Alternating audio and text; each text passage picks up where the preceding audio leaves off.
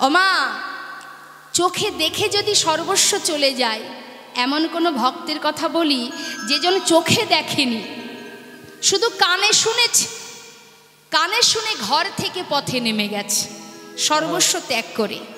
কে সেই ভক্ত? ষড় গোস্বামীর মধ্যে একজন গোস্বামী, যার নাম রঘুনাথ দাস গোস্বামী। এই রঘুনাথ দাস গোস্বামী ছোটবেলা থেকে আমার গোবিন্দের রূপের কথা, গুণের কথা আস্বাদন করতেন মায়ের কোলে বসে। আমরা আমাদের সন্তানকে যেভাবে শিক্ষা দেব, সন্তান কিন্তু সেই শিক্ষায় বড় হবে। কি গো মা, এই যে আপনারা এখানে এসেছেন, আপনাদের মেয়ে বা ছেলে তারা কোথায় আছে? বাড়িতে আছে, তাই তো? কি বাবা, আমাদের ছেলেমেয়েরা সব বাড়িতে তো? কেন তারা কীর্তন শুনতে আসেনি? কেন আসেনি? যদি আমি জিজ্ঞাসা করি যে মা আপনার মেয়ে কেন আসেনি, আপনার ছেলেকে কেন নিয়ে এলেন না, বলতে পারি, তখন আপনি কি বলবেন? কি আর বলবো মা, সকাল হলে কলেজ আছে, হ্যাঁ, সকাল হলেই তার টিউশনি আছে, তার নাচের ক্লাস, তার ইত্যাদি ইত্যাদি, কম্পিউটার আছে, তাই না?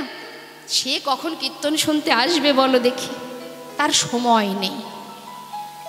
হরিবল। তাহলে আমরা কীর্তন শুনতে তাকে কিন্তু আনছি না।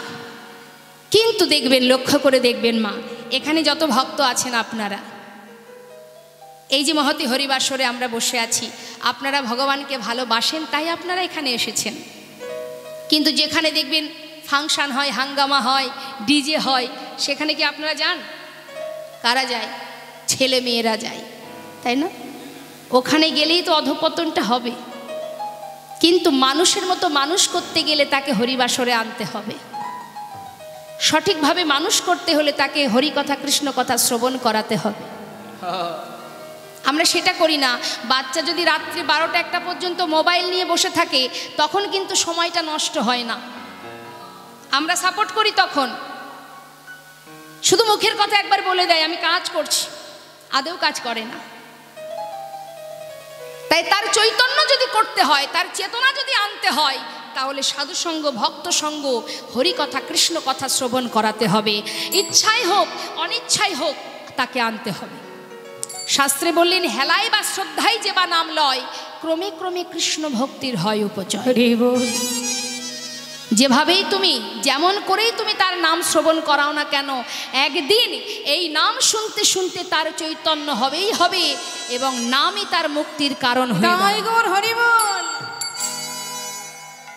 ছোটবেলা থেকে মায়ের কোলে বসে গোবর্ধন দাসের একমাত্র পুত্র হচ্ছেন এই রঘুনাথ দাস গোস্বামী, যার নিবাস বেশি দূর নয়, আমাদের কাছেই আদি সপ্তগ্রাম বলে যে স্টেশনটি আছে, নৈহাটি থেকে যদি আসতে হয় ব্যান্ডেলের দিকে, বর্ধমানের দিকে আদি সপ্তগ্রাম বলে একটি স্টেশন আছে। ওই আদি সপ্তগ্রামের গোবর্ধন দাস ছিলেন জমিদার, যার পুত্র হচ্ছে রঘুনাথ দাস গোস্বামী। এখন রঘুনাথ দাস গোস্বামীকে কৃষ্ণ পদে মতিগতি করানোর জন্য তার পিতা তার স্ত্রীকে বললে, দেখো যেখানে সাধু সঙ্গ হবে, ভক্ত সঙ্গ হবে, হরিকথা হবে, সেখানে বাচ্চাকে নিয়ে যাবে। কারণ ভক্তি তৈরি করতে গেলে কখনো ঘরে রাখলে হবে না, তাকে সাধু সঙ্গ করাতে হবে। তাই প্রতিদিন তার স্ত্রী সন্তানকে কোলে করে নিয়ে যেখানে হরিবাসর হয় সেখানে নিয়ে যায়। কিন্তু মা ছোট্ট শিশু, তখন তার জ্ঞান বুদ্ধি হয়নি গো। কোলে বসে ওই সাধুর কথা, আহা ভগবত কথা, তার রূপের কথা, গুণের কথা শ্রবণ করে, বোঝে না, তবু শোনে। একদিন কি হলো গো মা, শুনতে শুনতে যখন ছেলে একটু একটু করে বড় হচ্ছে, তখন সে ওই হরিবাসরে বসে চারিদিকে তাকিয়ে তাকিয়ে দেখে যে ভগবানের কথা শ্রবণ করে ভক্তরা একে অপরকে জড়িয়ে ধরে আলিঙ্গন করে, হা কৃষ্ণ কৃষ্ণ বলে কাঁদে, ধুলায় গড়াগড়ি দেয়। আর এই ছোট্ট শিশু কোলে বসে বসে অবাক হয়ে দেখে এরা কেন এমন করছে,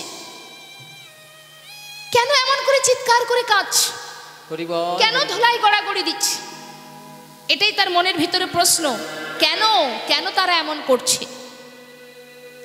এই প্রশ্ন নিয়ে কিন্তু বড় হচ্ছে মা।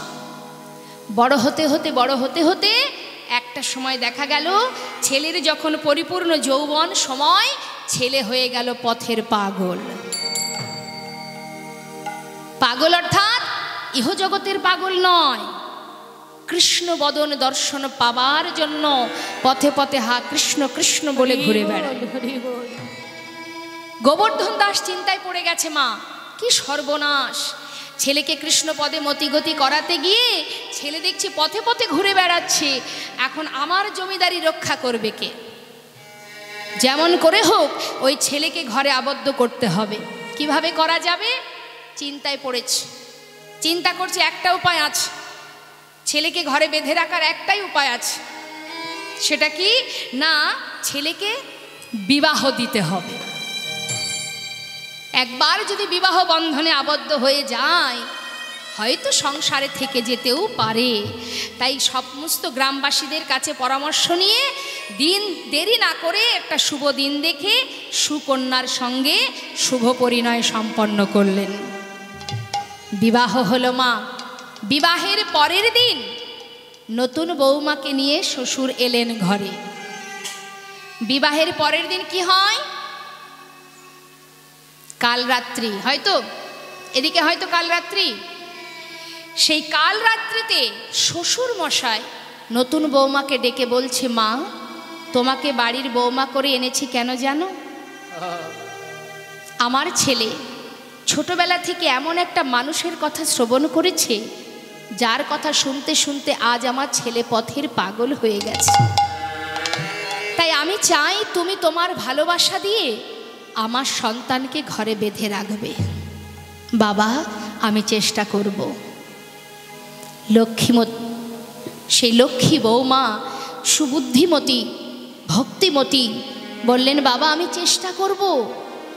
ঠিক তার পরের দিন মা, যেদিন ফুলশয্যা রাত, সেই দিন রঘুনাথ দাস ফুলশয্যা ঘরে বসে বসে নয়নের জলে বুক ভাসিয়ে কাঁদছে আর ভগবানের চরণ স্মরণ করে বলছে, দয়াময় হে তোমার কেমন পরীক্ষা, কোন কঠিন পরীক্ষায় তুমি আমায় ফেলেছ।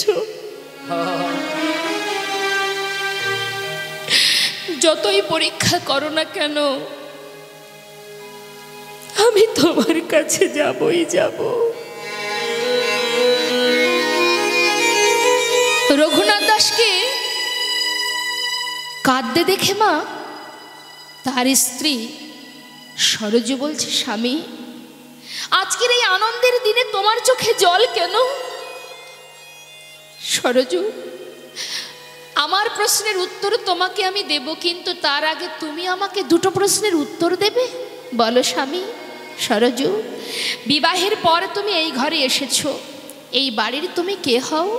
স্বামী আমি এই ঘরের কুলবধূ। বাহ, আমার কে হও সরজু? স্বামী আমি তোমার সহধর্মিনী। ঠিক বলেছ। আচ্ছা যে সহধর্মিনী হয় তার কি কাজ হয়? স্বামী গুরুজনের মুখে শুনেছি স্বামী যে পথে যেতে চায় সেই পথে সহায়তা করাই সহধর্মিনীর কাজ। রঘুনাথ দাস বলছে, ঠিকই বলেছ সরজু।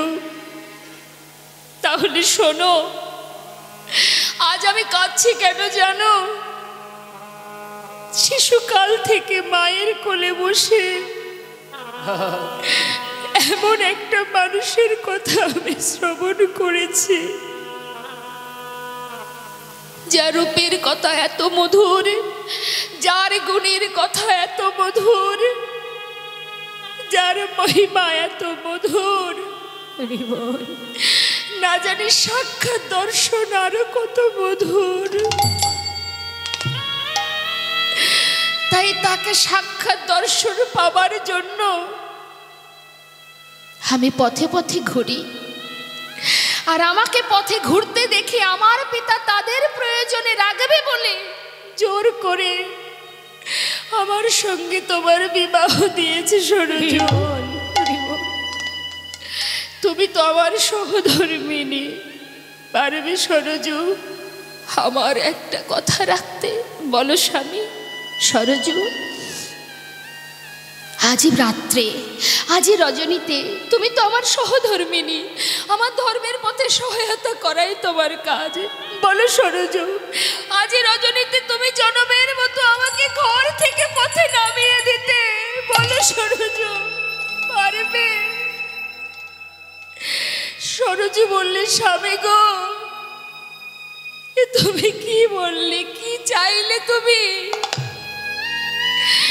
একদিকে শ্বশুরের বাক্য, তোমার ভালোবাসা দিয়ে আমার সন্তানকে বেঁধে রেখো, ছাড়া আমার আর কেউ নেই। একদিকে স্বামীর বাক্য, আমাকে জনমের মতো বিদায় দিয়ে দাও। আমি কোন পথে যাব, আমি কি করব? বসে বসে সরজু কাজ। কিছুক্ষণ পর চোখের জল মুছে বলছে, স্বামী, এই জগতে সবার কথা অমান্য করা যায়, শ্বশুরের বাক্য অমান্য করা যায়, কিন্তু স্বামীর বাক্য লঙ্ঘন করা যায় না। স্বামী, হাত ধরো, আমার হাত ধরো, চলো, আমি তোমাকে ঘর থেকে বাহির করে দিচ্ছি। সরোজ, শুধু ঘর থেকে নয়, একেবারে বাহির দরজার বাইরে বের করে দাও। তাই হবে স্বামী, তাই হবে। হাতটি ধরে বাহির দরজার বাইরে যখন এসেছে বাবা, সরোজ স্বামীর চরণটা ধরে শুধু বললে, স্বামী গো, তোমার হৃদয়ে যে প্রেম, যে ভালোবাসা, যে ভক্তি, আমার বিশ্বাস এই ভালোবাসা একদিন তোমাকে তার কাছে পৌঁছে দেবে। কিন্তু স্বামী গো, আজই আমার জীবনের প্রথম দিন, আজই আমার জীবনের শেষ দিন। তাই বিদায় নেবার আগে আমায় একটা কথা দিয়ে যাও। যেদিন তুমি তার দেখা পাবে, শুধু সেই দিন এই অভাগিনী রে একবার করো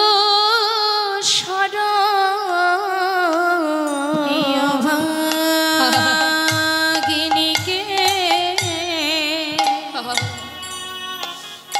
একবার করো যেদিন পাবে তুমি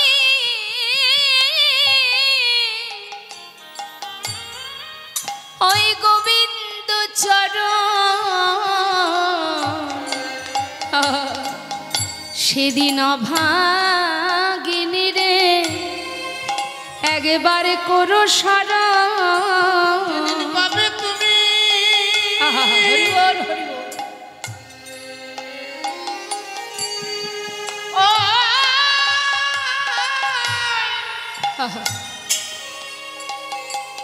ওই গোবিন্দের চরণ, সেদিন অভাগিনীকে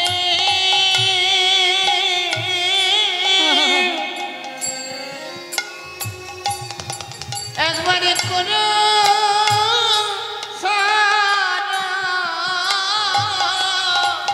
স্বামী তোমার কাছে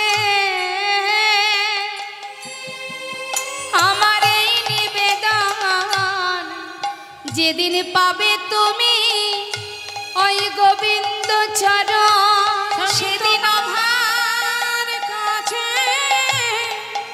এই নিবেদন, সেদিন নিতাই গৌর হরি বল, হরি বল। অভাগিনীকে করো শরণ, যেদিন পাবে তুমি গোবিন্দের চরণ, সেদিন অভাগিনীকে করো শরণ, সেদিন অভাগিনীকে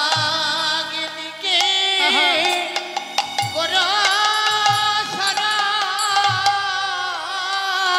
আমরা সবাই ভগবানকে ভালোবাসি, তাই না মা? ভালোবাসা কাকে বলে দেখুন। আজ ঘর ছেড়ে, সর্বস্ব ছেড়ে, জমিদারি ছেড়ে সমস্ত সুখ ত্যাগ করে চললেন গোবিন্দ দর্শনে। এখানে আমরা যত ভক্ত আছি সবাই ভগবানকে ভালোবাসি, কি বাসি তো? হ্যাঁ, সবাই আমরা ভগবানকে ভালোবাসি। আচ্ছা বলুন তো, ভগবানকে কি সেবা দেন মা আপনারা? ভগবানকে ভালোবেসে কি সেবা দেন? হ্যাঁ, বাবারা বাজার থেকে কিনে আনে তো, ওই জন্য বাবারাই বলতে পারবে। তাহলে ভগবানকে ভালোবেসে আমরা কি দিই? নকুল দানা। যার আর এক নাম হচ্ছে নকল দানা। বেশি না, 50 থেকে 100 গ্রাম কিনে যদি কৌটা ভর্তি করে রেখে দিই 1 মাস চলে যায়, কি তাই না মা? এই হচ্ছে ভগবানের প্রতি আমাদের ভালোবাসা। আর আমরা কি খাই? আমরা কি খাই? ঘুম থেকে উঠেই স্বামী কাজে যাবে, তার গরম গরম ভাত রান্না করতে হবে, তাই না? ছেলে স্কুলে যাবে, তার গরম গরম ভাত করতে হবে। বাড়িতে 5 জন থাকলে 5 দুগুণে 10 পদের রান্না করতে হয়। সারাদিন ওই সংসারে কেটে যায়। আর ভগবানের জন্য 2টো নকুল দানা সেই যে সকালে দিয়ে এলাম, সেটা যে নিজে বদনে দেব সেই সময়টুকু আমাদের হয় না। কারা খায়? কালো কালো পিঁপড়ে যারা। এই হচ্ছে ভগবানের প্রতি আমাদের ভালোবাসা। থাকে কোথায় ভগবান? ওই সিঁড়ির ঘরে, চিলে কোঠায়। আহা, আর আমাদের জন্য এসি রুম থাকে, তাই না মা? এই তো ভগবানের প্রতি আমাদের ভক্তি ভালোবাসা। শুধু হে ভগবান আমাকে দাও, একটা গাড়ি দাও, একটা বাড়ি দাও, শুধু দিয়ে যাও। ধনং দেহি, যশং দেহি, রূপং দেহি, পুত্রং দেহি, শুধু দিয়ে যাও। হ্যাঁ, শুধু দিয়ে যাও। আর দেবার বেলায় 2টো নকুল দানা, তাতে যদি একটা বেশি পড়ে যায় সেটা আবার তুলে রেখে দেওয়া হয়। এই তো ভগবানের প্রতি আমাদের ভালোবাসা। আমরা ভগবানকে 2টো নকুল দানা দিয়ে রাখি। আবার অনেকে কি বলে, ভগবান তো আর খায় না, খাই তো আমরা, তাই না মা? দিতে জানতে হবে, তবেই তো খাবে। যারা দিতে জানে তাদের হাতে ভগবান সেবা করে, তাই না? কারা দিতে পারে? কারা দিতে পারে? মা যশোমতী গোপালকে খাওয়ায়, গোপালকে ঘুম পড়ায়, গোপালও ঘুমায়। সে যে ভগবান, সে তো ভগবান। সে কিন্তু নিজে যে ভগবান সেই জ্ঞান তার থাকে না। কেন না? সেও ওই মায়ের ভালোবাসায়, মায়ের বাৎসল্য প্রেমে সেও ভগবান জ্ঞান শূন্য করে পুত্র হয়ে সন্তানের জন্য মায়ের কাছে পুত্র সেজে বসে থাকে।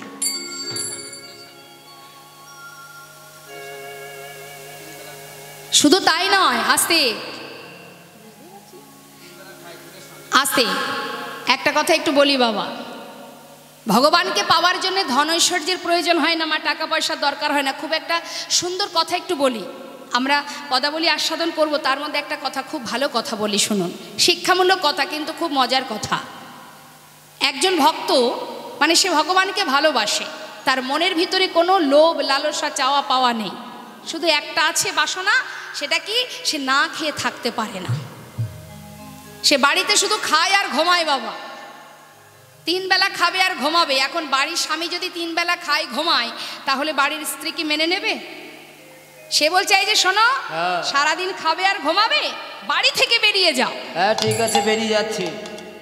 এখন প্রতিদিন তাড়াতে তাড়াতে একদিন তিনি রাগ করে বেরিয়ে গেছে। হ্যাঁ, বেরিয়ে চলে যাচ্ছি। বেরিয়ে গিয়ে চিন্তা করছে কোথায় যে খাওয়াটা পাবো, কারণ আমি তো খাওয়া ছাড়া থাকতে পারবো না। তা একেবারে বেশি পরিশ্রম করা লাগে না, কিন্তু খাওয়াটা ভালো হয়। সেটা কোথায়? আর কারোর বাড়িতে গেলে তো হবে না, কার কর্ম করে খেতে হবে। একমাত্র জায়গা আছে, উপযুক্ত জায়গা হচ্ছে কোনো মঠ মন্দিরে, আশ্রমে যেতে হবে। সেখানে বেশি কাজ নেই, শুধু খাবো আর একটু ভগবত কথা শ্রবণ করব। একটা আশ্রমে গিয়ে ডাকছে, এই যে ও প্রভু, এই তোমাদের মন্দিরে কতবার খেতে দেয় গো? 2 বার? না বাবা, 2 বার খেলে আমার হবে না, আরও একবার দরকার। এই মঠে থাকা যাবে না। আর এক মঠে গিয়ে বলছে, এই যে ও প্রভু, এই ভারত সেবাশ্রমে কয়বার খেতে দেয়? এই আশ্রমে 3 বার খেতে দেয়, তাহলে এখানেই থাকা যাক। 3 বার খেতে দেয়। এখন মন্দিরের যে মেন গুরুদেব মানে প্রধান, তিনি কি করেছে, এসেছে ভক্ত, তাকে তো আর তাড়িয়ে দেওয়া যায় না। ঠিক আছে, ওকে একটা ঘর দিয়ে দে, সেখানেও থাকবে। এখন সেই ঘরে আছে মা। ঘুম থেকে প্রতিদিন ওঠে, আর পাশের ঘরে ভগবানের জন্য রান্না হয়। এবার যখন রান্না হয়, ভোগ রান্না হয়, তখন কিন্তু ফোড়নের গন্ধ বেরোয়, তাই না? হ্যাঁ, এখনও প্রতিদিন ঘুম থেকে উঠে ওই ফোড়নের গন্ধটা পায়, আর মনে মনে ভাবে এই তো রান্না হচ্ছে। এইভাবে প্রতিদিন ঘুম থেকে উঠে রান্নার গন্ধ পায়, 3 বেলা খায়, ঘুমায়, আর একটু ভাগবত আস্বাদন করে। এইভাবে দিন যেতে যেতে 15 দিন পর এসেছে একাদশী। যেই না একাদশী এসেছে সেই দিন ঘুম থেকে উঠে দেখছে কোনো গন্ধ টন্ধ পাওয়া যাচ্ছে না। আজকে কিছু গন্ধ পাওয়া যাচ্ছে না। কি ব্যাপার, আজকে কোনো গন্ধ পাওয়া যাচ্ছে না কেন? বাইরে বেরিয়ে বলছে, ও প্রভু, বলি আজকে রান্নাঘরে কোনো গন্ধ পাচ্ছি না কেন? আজকে রান্না হবে না। কেন? আজকে একাদশী। একাদশী মানে কি? আরে উপোস করে থাকতে হয়। উপোস করে থাকতে হবে? খেতে পাবে না। সেটা তো আমি পারবো না। তা বললে হবে না। দেখো আমি বলছি, আমি কিন্তু না খেয়ে থাকতে পারি না। এই তোমাদের প্রধান গুরুদেব কে আছে? আমাকে একটু নিয়ে চলো তো দেখি। ও গুরুদেব, বলি ও গুরুদেব, এই শোনো না, এই তোমাদের এই মন্দিরে নাকি আজকে একাদশী। গুরুদেব, আমি তো আগেই বলেছি আমি না খেয়ে থাকতে পারি না গুরুদেব, আমার কিন্তু খাওয়ার ব্যবস্থা করতেই হবে। গুরুদেব চিন্তা করছে, প্রথম এসেছে এখনই এত কষ্ট দেব? এই ভক্ত, এই যা, ওকে একটু চাল ডাল দিয়ে দে, ওই নদীর পাড়ে গিয়ে একটু ফুটিয়ে নিজের মতো খেয়ে। এই যে শোনো, ওই নদীর ধারে গিয়ে চুপচাপ খাবে, কেমন? রান্না করে কোনো রকমে দিনটা কাটাও। আর আরেকটা কথা বলি শোনো, যখন খাবে তার আগে একটু ভগবানকে দিয়ে খেও, কেমন? বেশ ভালো কথা। কি করেছে বাবা? নদীর ধারে গিয়ে রান্না করেছে, মা পাতালতা এক জায়গায় করে রান্না করেছে। রান্নার পরে যেই না গালে দিতে যাবে, হঠাৎ মনে পড়েছে গুরুদেব বলেছিল, দেখুন মনটা তো সরল, ভগবান বলেছে ভগবানকে দিয়ে খেতে। ও জানে দিয়ে খাওয়া মানে তাকে দিয়ে সে খাবে, তারপরে আমি খাবো। নিবেদন করেই যে খাওয়া যায় সেটা তো সে জানে না, সরল সুবুদ্ধি তো। তাড়াতাড়ি করে গালে দিতে গিয়ে ভাবছে, তাই তো গুরুদেব বলেছিল ভগবানকে দিয়ে খেতে। এবার ডাকতে শুরু করেছে, হে প্রভু রামচন্দ্র, তুমি একবার এসে এখানে এসে শিগগিরই খেয়ে নাও, আমার বড় খিদে পেয়েছে। ডাকছে, অনেকবার ডাকছে, কিন্তু ভগবান আসছে না। কি গো মা, আসে? আমরাও তো সেবা দিই, আসছে না। বলছে, দেখো প্রভু, এত করে ডাকছি, তুমি এসো।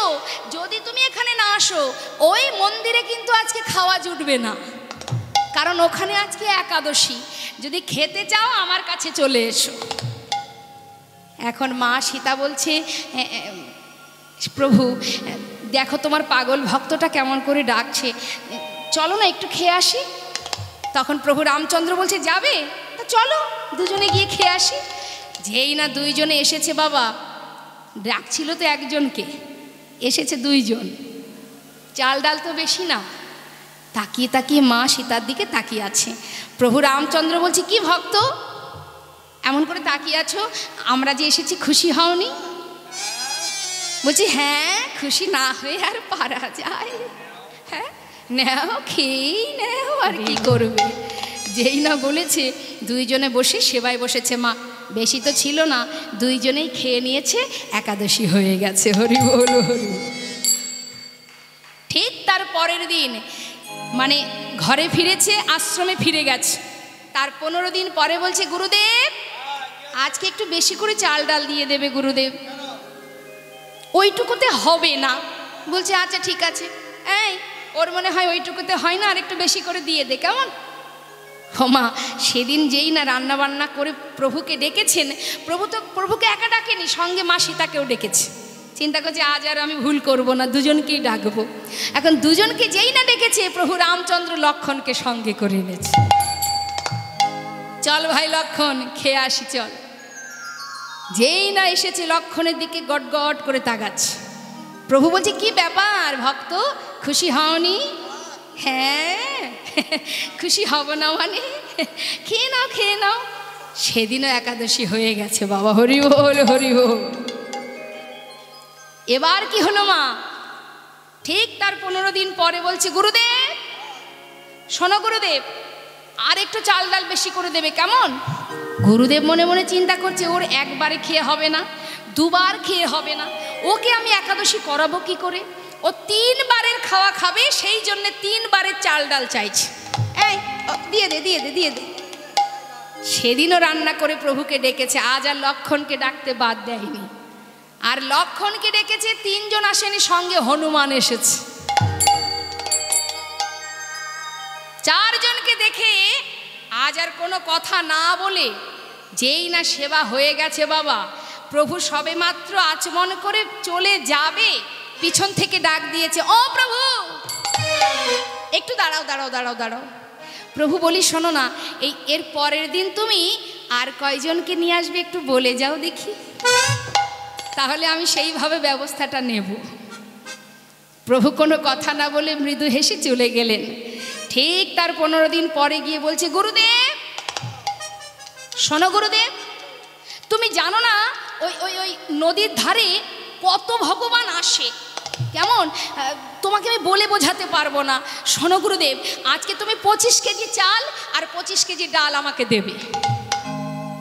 গুরুদেব মনে মনে চিন্তা করছে 25 কেজি চাল ডাল নিয়েও করবেটা কি? ঠিক বিক্রি করে পয়সা রোজগার করবে। আজ ওর একদিন আমার একদিন, এই ওকে 25 কেজি ডাল চাল দিয়ে দে, আর ও চলে যাওয়ার পর আমি তুই পিছনে পিছনে যাব। হরি বল হরি বল। সেদিন কি করেছে, ভক্ত আর রান্না বান্না না করে সরাসরি প্রভুকে ডাকতে আরম্ভ করেছে।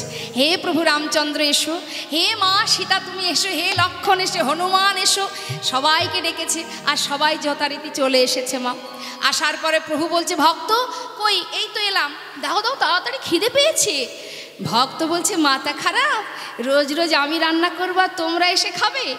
আজ আর রান্না হয়নি, রান্না করো তারপরে খাও।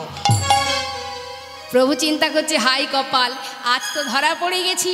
এই তাহলে আর দেরি কেন, রান্না বসাতে হবে। এবার মা কৌশল্যা, মা কৈকেয়ী, মা সুভদ্রা, সবাইকে, অন্নপূর্ণা মা সবাইকে ডাকছে। সবাই এলেন, সবাইকে ডেকেছে, সবাই রান্না শুরু করে দিয়েছে। রান্না বান্না হচ্ছে। এদিকে গুরুদেব ভক্তকে নিয়ে এসে গাছের আড়াল থেকে দাঁড়িয়ে দাঁড়িয়ে দেখছে কি ব্যাপার। ভক্ত বসে আছে, চাল ডাল গেল কোথায়? কাছে গিয়ে ডাকছে, ভক্ত কি ব্যাপার বসে আছো যে? বলি রান্না বান্না করবে বলে 25 কেজি ডাল চাল নিয়ে এলে, সেগুলো কোথায়? কেন গুরুদেব তুমি দেখতে পাচ্ছ না? ওই দেখো রান্না বান্না শুরু হয়ে গেছে। রান্না শুরু হয়েছে? বাবা দেখতে পাচ্ছে না কেন? গুরুদেব দেখতে পাচ্ছেন না, তার ভক্ত দেখতে পাচ্ছে। যার সাধন নেই, ভজন নেই, ভক্তি আছে, শুধুমাত্র ভক্তি, যার ভালোবাসা আছে, যার প্রেম আছে, যার বিশ্বাস আছে, গুরুবাক্য লঙ্ঘন করেনি, প্রতিদিন গুরুদেবের কথা মতো ভগবানকে ডেকে তবেই সেবা করে। আজ গুরুদেবকে দেখে প্রভুকে বলছে, হে প্রভু দেখো, গুরুদেব এসে জিজ্ঞাসা করছে চাল ডাল গেল কোথায়। সে যে আমাকে বিশ্বাস করছে না, প্রভু তুমি একবার দেখা দাও। ভগবান বলছে, ভক্ত তোমার সরল সুবুদ্ধি দিয়ে, তোমার ভালোবাসা দিয়ে, ভক্তি দিয়ে আমাকে ডেকেছো, তাই আমি এসেছি। কিন্তু তোমার গুরুদেব তো আমায় দেখতে পাবে না। যদি তুমি তোমার গুরুদেবের হাতটি ধরো তবেই সে আমায় দেখতে পাবে। তাই মা যখন সেই শিষ্য তার গুরুদেবের হাত ধরলেন, তখনই তিনি ভগবানকে দর্শন পেলেন। তাই গৌর হরি বল হরি বল। তা ভগবানকে ভালোবাসতে গেলে মন থেকে ভালোবাসতে হবে। আমরা ভালোবাসি চিত্রপট ভেবে, বিগ্রহ ভেবে, আপন জন ভেবে ভালোবাসো, নিজের জন। যে ভক্তটি নিজের জন ভেবে ভালোবেসেছিলেন, তাই তাকে ডেকে ডেকে সেবা দিয়েছিলেন। সাজের বেলায় গিয়েছিল সুরধনিতে জল আনতে। সুরধনিতে জল নিয়ে এসে সেই নাগরী দ্বিতীয় এক নাগরীকে আমার গোরা রূপের কথা বর্ণনা করছে। কি বলছে মা? বলছে, জানিস সজনী, আমি সুরধনিতে জল আনতে গিয়ে কি দেখলাম? কি দেখেছিস? এখন দ্বিতীয় নাগরী মনে মনে ভাবছে, বাবা যে আমিও তো সাজের বেলা জল আনতে গিয়ে এক অপরূপ রূপের মানুষ দেখেছি, তাহলে ও আগে বলুক, আমি শুনি, তাহলে ওর দেখা আর আমার দেখা এক হয় কিনা সেটা আমি বিচার করব। তাই বলছে প্রথম নাগরী আর দ্বিতীয় নাগরী শুনছে। কি বলছে? মধুকর রঞ্জিত গরার মালতী মণ্ডিত জিত ঘন কো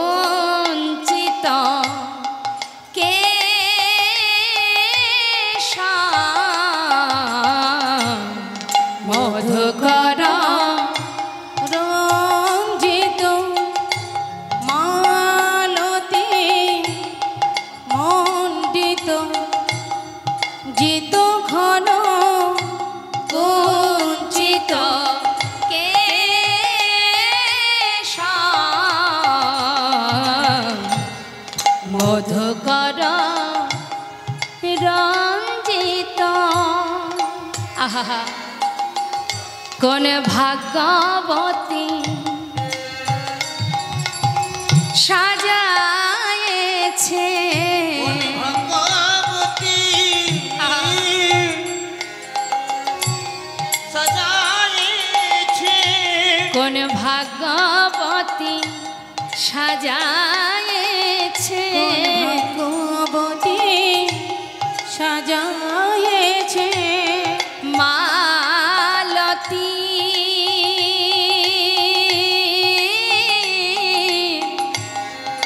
মালা দিয়া কোন ভাগ্যবতী সাজায়েছে মালতী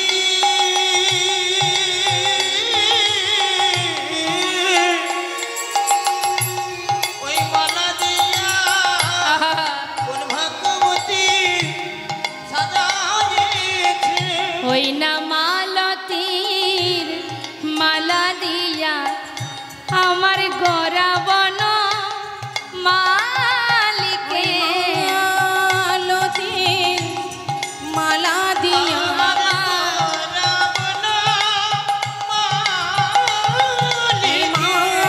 মালতীর মালা দিয়া কোন ভাগ্যবতী সাজায়েছে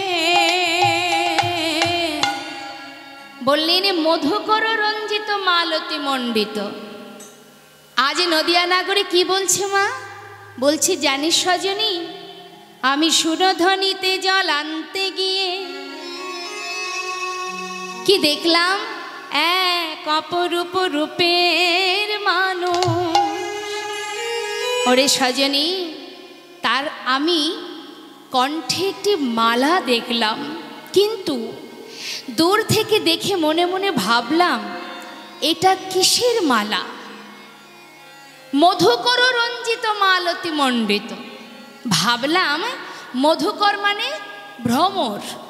বলছে যেন মনে হচ্ছে ভ্রমর দ্বারা রঞ্জিত এই মালতী ফুলের মালাখানি।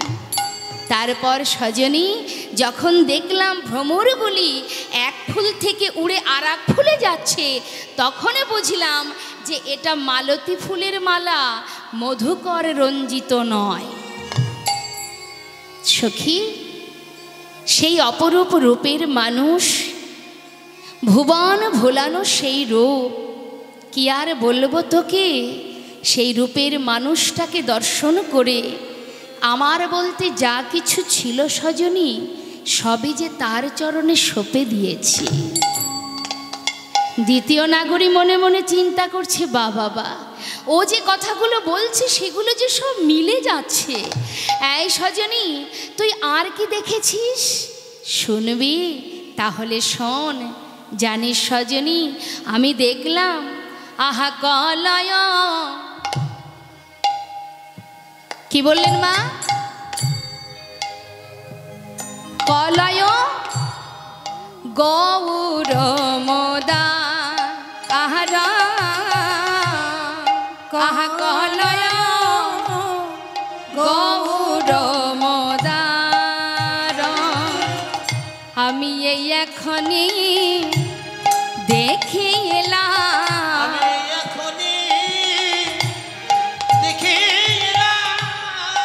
ওই সুরধ্বনিতে সুরধ্বনিতে যা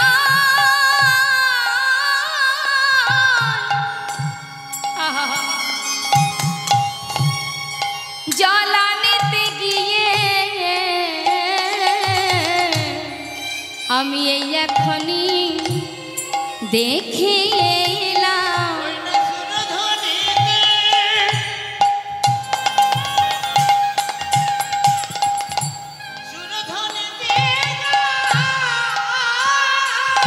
হরিব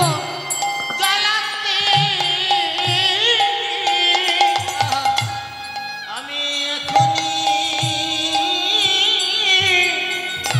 দেখে ওই সুরধ্বনিতে জল আনতে গিয়ে বলি, ওরে আমার প্রাণ সজনী, ধুনিতে জল আনতে গিয়ে আমার প্রাণ সজনী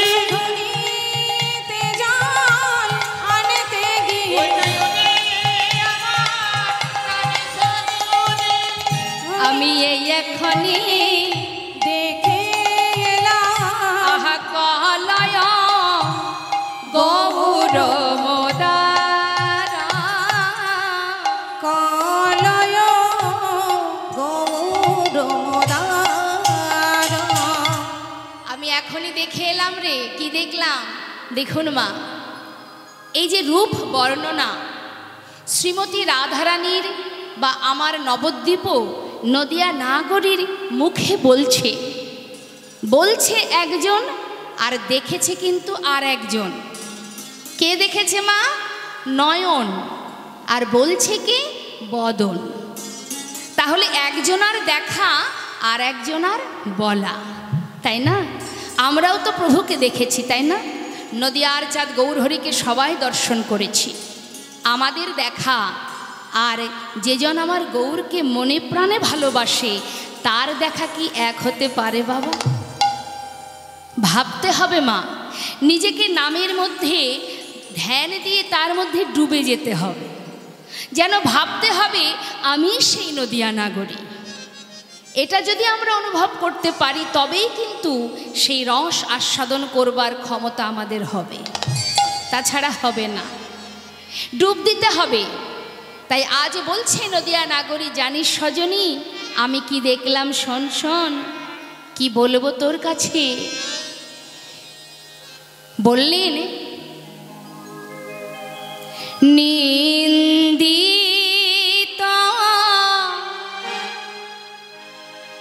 হাট কান্তি কালে বড় নিন্দিত হাট কান্তি কালে বড় নিন্দিত হাট কান্তি কালে বড়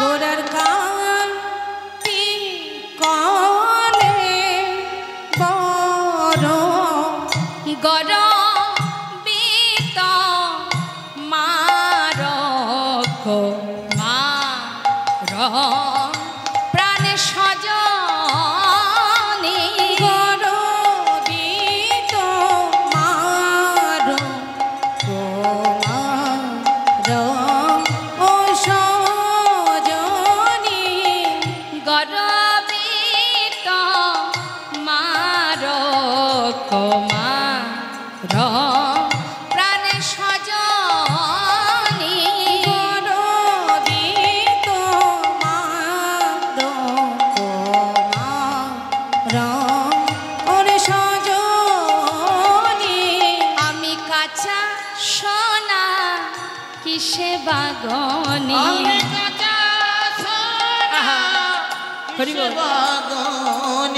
আমি কাঁচা সোনা কিসে বাগনে আমি কাঁচা সোনা কিসে বাগনি আমার গৌরাঙ্গের রূপলাবনী কাঁচা সোনা কিসে বাগনে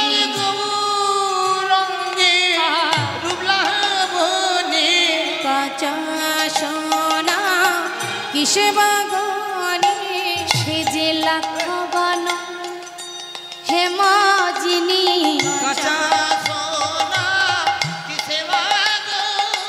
সে যে লাখবান হেমজিনী সোনা কিসে বাগনি সে যে লাখবান হেমজিনী আমার গৌরঙ্গে রূপে লাবণী গৌরাঙ্গে রূপলাবণী কাঁচা সোনা কিসে বাগনি গৌরাঙ্গের রূপে লাবণী আমি কাঁচা সোনা কিসে বাঁধনে সে যে লাখবান হেম কাঁচা সোনা কিসে বাগানে লাখো বানো হেমজিনী কাঁচা সোনা কিসে বাগানে আমার গৌরঙ্গের রূপ লাবণী সোনা কিসে বাগানে লাখবানো হেমজিনী কাঁচা সোনা কিসে বাগানে গৌরঙ্গের রূপ লাবণী কাঁচা সোনা কিসে বাগানে আমার গৌরঙ্গের রূপ লাবণী আমি কাঁচা সোনা কিসে বাগানে লাখো বানো হেমজিনী আমি কাঁচা সোনা কিসে বাগানে লাখো বানো হেমজিনী কাঁচা সোনা কিসে বাগানে আমার গৌরঙ্গের রূপ লাবণী কাঁচা সোনা কিসে বাগানে লাখো বানো হেমজিনী কাঁচা সোনা কিসে বাগানে লাখো বানো হেমজিনী কাঁচা সোনা কিসে বাগানে আমার গৌরঙ্গের রূপ লাবণী কাঁচা সোনা কিসে বাগানে লাখো বানো হেমজিনী কাঁচা সোনা কিসে বাগানে আমার গৌরঙ্গের রূপ লাবণী লাখো বানো হেমজিনী গৌরাঙ্গের রূপ লাবণী সে যে লাখো বানো হেমজিনী কাঁচা সোনা কিসে বাগানে আহা গৌরঙ্গের রূপ লাবণী কাঁচা সোনা হরি বল হরি বল হরি বল আমার গৌরাঙ্গের রূপ লাবণী লাখবানো হেমজিনী আমার গৌরাঙ্গের রূপ লাবণী লাখবানো হেমজিনী আমার গৌরাঙ্গের রূপ লাবণী লাখবানো হেমজিনী আমার গৌরাঙ্গের রূপ লাবণী লাখবানো হেমজিনী আমার গৌরাঙ্গের রূপ লাবণী লাখবানো হেমজিনী আমার গৌরাঙ্গের রূপ লাবণী লাখবানো হেমজিনী কাঁচা সোনা কিসে বাগানে বলেন গৌরঙ্গের রূপ লাবণী লাখো বানো হেমজিন কাঁচা সোনা কিসে গনি আমরা নদিয়ার চাঁদ গৌরকে বাবা অনেকেই ডাকি আমার সোনার গোরা বলি না মা নদিয়ার চাঁদ আমার সোনার গোরা কিন্তু বাবা গৌর হরির সঙ্গে কিন্তু এই সোনার তুলনা হয় না হয় কি মা গৌর সোনার সঙ্গে আমাদের ইহজগতের সোনার তুলনা করা যায় দেখুন পার্থক্যগুলো একটু বলি মা কয়েকটা বলি ইহজগতের সোনার আমার গৌর সোনার পার্থক্যটা শোনো কি পার্থক্য এ জগতের সোনা যদি আসে ইহজগতের সোনার অলংকার কোনো গহনা যদি কেউ একবার চোখে দেখে দ্বিতীয়বার দেখবার কি বাসনা জাগে মনে আপনার পাশের বাড়ির একজন একটা গহনা বানিয়ে আপনাকে নিমন্ত্রণ করলেন এই দিদি আমার বাড়িতে গিয়ে আমি একটা গহনা বানিয়েছি দেখে আসিস আপনি গেলেন যেদিন দেখলেন ঠিক তার পরের দিন কি আপনার আবার মনে হবে যাই তো আর একবার দেখে আসি তাহলে এই জগতের সোনার গহনা বা সোনা চোখে একবার দেখলে দ্বিতীয়বার দেখবার ইচ্ছা জাগে না কিন্তু যদি আমার গৌর সোনাকে কেউ একবার দেখে যদি কোনো ভাগ্যবান ভাগ্যবতী যদি গৌর সোনাকে একবার দেখে হমা তার দশা কি হবে গো সে কি আর নয়ন ফেরাতে পারবে সারা জনম ধরে তার দিকে তাকিয়ে থাকলেও যেন মনে হবে যে দেখা হলো না শ্রীমতী রাধারানী তার সখী ললিতাকে বলছে বৃন্দা সখীকে বলছে জানিস বৃন্দা তোর হাতে এই যে মালাটা আমি দিলাম আমার বধূর গলায় গিয়ে পরিয়ে দিস আর এই কর্পূর তাম্বুল তার বদনে দিবি তবে একটা কথা যখন আমার বধূর বদনে এই কর্পূর তাম্বুল দিবি তার মুখের দিকে যেন তাকাস না সখী বৃন্দা বলছে, সে কি রে, তোর বধূর বদনে কর্পূর তাম্বুল দেব, তার মুখের দিকে তাকাবো না? এ আবার কি করে হয়? বলছে, কেন বললাম জানিস সখী?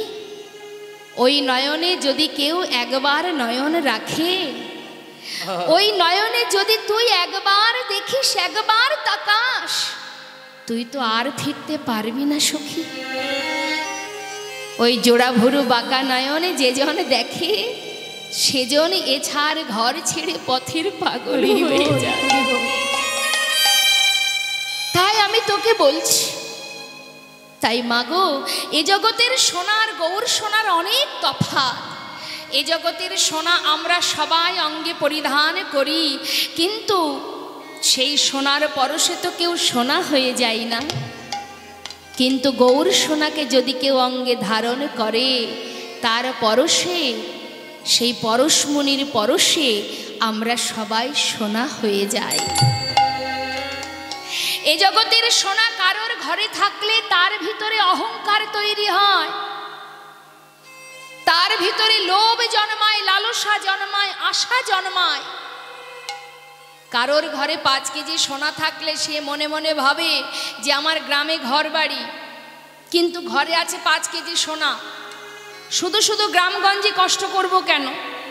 শহরে যাব, একটা ফ্ল্যাট কিনব, এসি ঘর হবে, আরাম আয়েশ করব, কেন আমি গ্রামে কষ্ট করব? তার মানে বাবা, এ জগতের সোনা ঘরে থাকলে আমাদের ভিতরে অনেক অনেক আশা তৈরি করে, লোভ জন্মায়। কিন্তু যদি গৌর সোনা কারোর ঘরে থাকে, তার দশা কি হয় বাবা? এ জগতের জীব তাকে দেখে বলে, আহা হা হা। যারা গৌর ধনে ধনী, যারা কৃষ্ণ প্রেমের ধনে ধনী, জগতের লোক তাকে দেখে বলে, দেখ দেখ, একটা পাগল, একটা ভিখারি। কিন্তু বৈষ্ণব মহাজন বললেন, গৌর সোনাকে যে জন হৃদয়ে ধরে রাখতে পারে, তার কি হয় জানো? সে যে পথের কাঙা,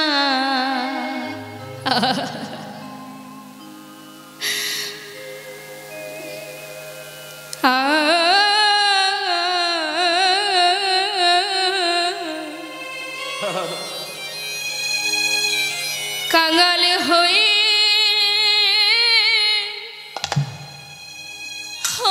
যায় গো, সে পথে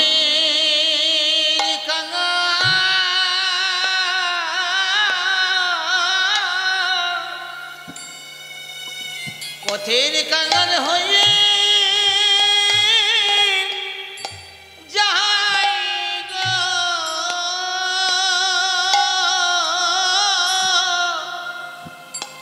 সে যে পথের কাঙাল,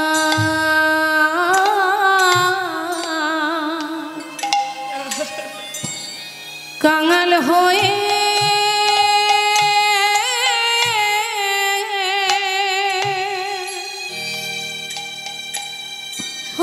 যায় গো,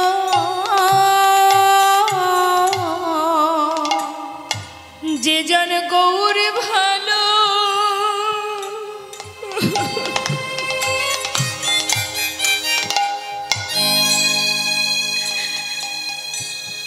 গৌর ভালো,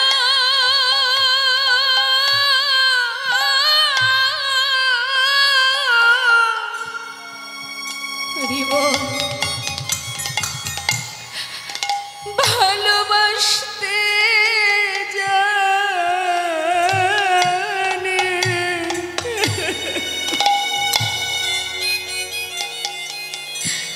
সে যে পথে পথে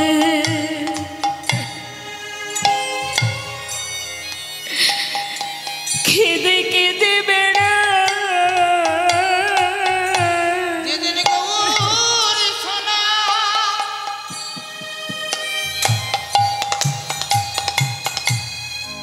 গৌর সোনা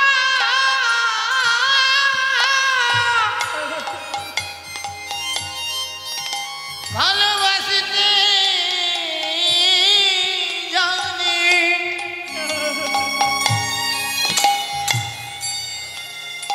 যে পথের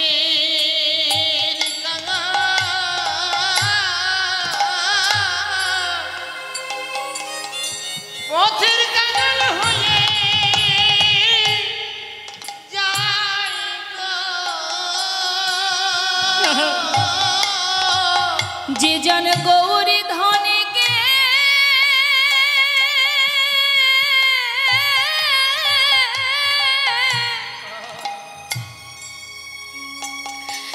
হৃদয়ে ধরে রাখিতে পারে,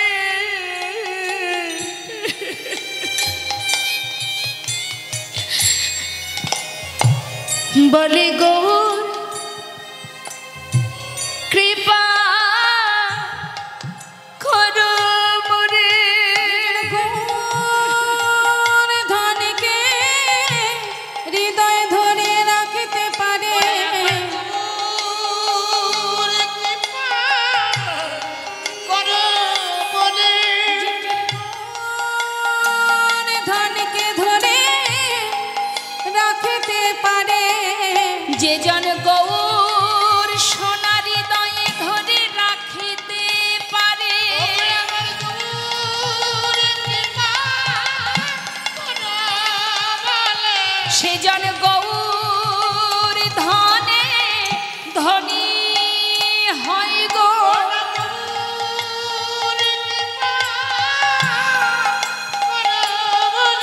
ও গো মহাধনে ধনী হয়ে সে যে পথে পথে কেঁদে বেড়ায়, ধনী হয়ে সে যে পথে পথে কেঁদে বেড়ায়। বলে একবার হরি বল হরি বল। পথে কেঁদে বেড়ায়, যে মহাধনী ধনী হয়ে পথে পথে কেঁদে বেড়ায়।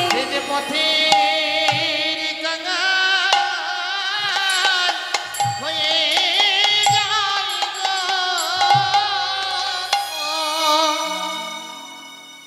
যে জন গৌরধনকে ভালোবাসতে পারে সে জন পথের কাঙাল হয়, কিন্তু শাস্ত্রে বললেন সে মহাধনে ধনী হয়। আমরা ধন কাকে মনে করি বাবা? এই পার্থিব জগতে দুটো চারটে বাড়ি থাকবে, কয়েকটা গাড়ি থাকবে, একটু ব্যাংকে টাকা পয়সা থাকবে, জমি জায়গা থাকবে, এটাই আমাদের কাছে ধন সম্পদ, তাই না মা? কিন্তু এই সম্পদের আশাই যে আমরা এই যে সুন্দর কৃষ্ণ ভজনের দেহটা মাটি করছি, যে সম্পদের আশায়, এই সম্পদ কি তুমি সঙ্গে করে নিয়ে যেতে পারবে? কাল ছিল তোমার এই সম্পদের মালিক অন্য কেউ, সে চলে গেছে, তুমি হয়েছো মালিক। আবার তুমি যখন চলে যাবে এই সম্পদের মালিক হবে অন্য কেউ। তাহলে আজ যেটা তোমার কাল সেটা অন্যের। তাহলে তোমার নিজের বলতে কি সম্পদ আছে যার ভাগ কেউ নেবে না? নিজের সম্পদ কি? শুধুমাত্র নিজের। শাস্ত্রে বললেন কৃষ্ণ ভজিবার তরে সংসারে আইন মিছে মায়ায় বদ্ধ হয়ে বৃক্ষ সম হয়ে, ফল রূপে পুত্র কন্যা ডাল ভাঙি পড়ে, কাল রূপে সংসারেতে পক্ষী বাসা করে। শাস্ত্রে বললেন হে জগৎবাসী, এসেছিলে কৃষ্ণ ভজন করবে বলে 84 লক্ষ জনি ভ্রমণ করে এসেছিলাম ভগবানের কাছে প্রতিশ্রুতি করে, কিন্তু মায়ার জালে এই ত্রিতাপ জ্বালার মধ্যে থেকে ভগবানের চরণে দাসত্ব বৃত্তি করবার চাকরি আমাদের। আমরা ভগবানের চরণের দাস, তার চরণে চাকরি করার কথা আমাদের, কিন্তু সেই চাকরিটা আমাদের মনে নেই, ভুলে গেছি। আমরা কেউ ভগবানের দাস নই। এখানে আমরা যত জীব আছি সবাই বুকে হাত দিয়ে বলুন তো, সত্যি কি আমরা ভগবানের দাস হয়ে আছি? আমরা দাস হয়ে আছি কার?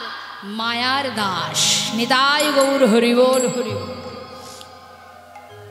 তাহলে এই মায়া তোমাকে কতক্ষণ ভালোবাসবে মা? জানো কতক্ষণ ভালোবাসবে তোমাকে মায়া? তুমি যত সময় দিতে পারবে, যতক্ষণ দিতে পারবে তোমাকে সবাই ভালোবাসবে। তোমার পাশে অনেক বন্ধু থাকবে, যেদিন তুমি আর দিতে পারবে না সেদিন তোমার পাশে আর কেউ থাকবে না। লক্ষ্য করে দেখবেন মা, আপনার ইহজগৎ থেকে, এই জন্ম থেকে মৃত্যু পর্যন্ত এই জগতে সবাই আপনাকে ভুলে যাবে। সবাই, এই জগতে সবাই আপনাকে ভুলে যাবে। আপনি কখনো ছিলেন কারোর কন্যা, কখনো হয়েছেন কারোর স্ত্রী, আবার কখনো হবেন কারোর মা, তাই না? এক এক সময় এক এক অভিনয় করছি। কাতবকান্তকস্তে পুত্র সংসারয় বতীব বিচিত্র, বিচিত্র নাট্যমঞ্চে অভিনয় করছি। দিনের পর দিন আমাদের চলে যায়, মূল্যবান সময় চলে যায়। সবাই জগতে সবাই তোমাকে ত্যাগ করলে, সবাই তোমাকে ফেলে দিলে, একজন তোমাকে ফেলবে না, ভগবান কৃষ্ণচন্দ্র করুণাময় গৌর হরি, যে কিনা তোমার জন্ম থেকে মৃত্যু পর্যন্ত তোমার সঙ্গে আছে। তুমি তাকে দেখতে পাচ্ছ না, তুমি তাকে ভরসা করতে পারছো না, বিশ্বাস করতে পারছো না। আমরা বিশ্বাস করি কাকে? আমাদের ছেলে মেয়েদেরকে, তাদের জন্য সারা জীবন ধরে খাটছি, তাই না মা? কিন্তু লক্ষ্য করে দেখবেন, যেদিন সেই সন্তান নিজের পায়ে চলতে শিখবে, তখন সেই মায়ের স্থান হবে বৃদ্ধাশ্রমে। কিন্তু তোমার জীবনের সঙ্গী, যে তোমার দুঃখে সুখে ভালো মন্দে সর্বক্ষণ তোমার পাশে আছে, তাকে তুমি দেখতে পাচ্ছ না। হৃদয় মাঝে পরমাত্মা রূপে ভগবান বসে আছে, তাকে আমরা কেউ দেখতে পাচ্ছি না। কোথায় যাব ভগবানকে পাওয়ার জন্য? কোথায় যাব? কোথাও নেই ভগবান। ভগবান বললেন, অহং তিষ্ঠামি বৈকুণ্ঠে যোগিনাং হৃদয়েন চ মাধভক্ত যত্র গায়ন্তি তত্র তিষ্ঠামি হে নারদ। মানে আমার ভক্তরা যেখানে আমার গুণকীর্তন করে আমি সেখানে থাকি। এখন মাগো, যেখানে গুণকীর্তন হয় সেখানে ভগবান থাকে। এবার যদি আমরা বলি যে যখন কীর্তন ভঙ্গ হয়ে যায়, নিশ্চয়ই ভগবান সেখানে আর থাকেন না। সর্বদাই তাকে যদি আমরা পেতে চাই, কোথায় পাবো? প্রভু বললেন, হে দেবর্ষি, ভক্তের হৃদয়ে মোর সতত বিশ্রাম। আমি ভক্তের হৃদয়ে থাকি, কিন্তু আমরা সেটা দেখতে পাই না। দেখব কি করে? এই চেতরূপ দর্পণখানি এমনভাবে নোংরা আবর্জনা জমে আছে যে হৃদয় মাঝে পরমাত্মা রূপে ভগবান বসে আছে, সেটা আমরা দেখতে পাচ্ছি না। দেখেছিল একজন, কে সেই ভক্ত? কত ভক্তের কথা বলবো, এক ভক্তের কথা বলি। কে সে? বিশ্বকবি রবীন্দ্রনাথ ঠাকুর। দুই লাইন আমি গাইছি, কি বলছি? বিশ্বকবি কি বললেন? আমার হিয়ার মাঝে লুকিয়েছিলে, দেখতে আমি পাইনি তোমায়, দেখতে আমি পাইনি। আমার হিয়ার মাঝে লুকিয়েছিলে, দেখতে আমি পাইনি তোমায়, দেখতে আমি পাইনি। আমার হিয়ার মাঝে লুকিয়েছিলে, দেখতে আমি পাইনি তোমায়, দেখতে আমি পাইনি।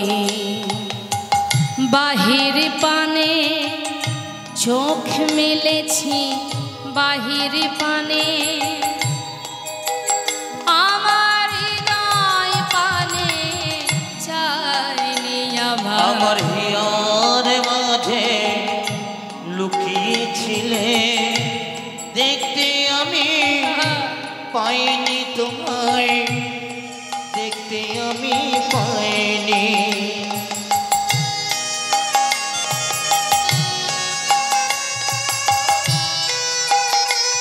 হরিব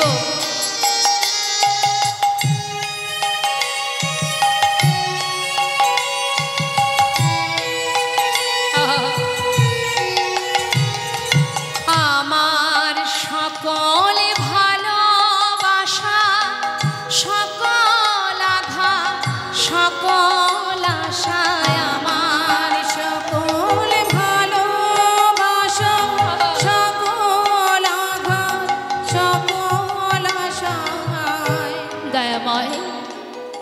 তুমি আমার ভালো লাগা মন্দ লাগা, আমার কষ্ট আমার দুঃখ আমার সুখ সব কিছুর সঙ্গে তুমিই ছিলে, কিন্তু আমি তোমায় দেখতে পাইনি। আমার সকল ভালোবাসা সকল আঘাত সকল আশায় তুমি ছিলে। তুমি ছিলে আমার কাছে, তুমি ছিলে,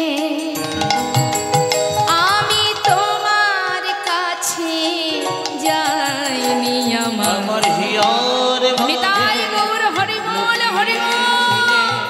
দেখতে আমি পাইনি তোমায়, দেখতে আমি পাইনি।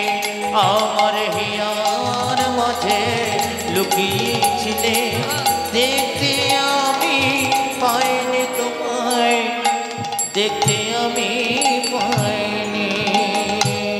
জগতে কত ভক্তের কথা বলবো, কত হিন্দু কত মুসলিম কত খ্রিস্টান, যে জন আমার গৌর চরণ গোবিন্দ চরণ দর্শন করে ঘর ছেড়ে পথের পাগল হয়েছে মা।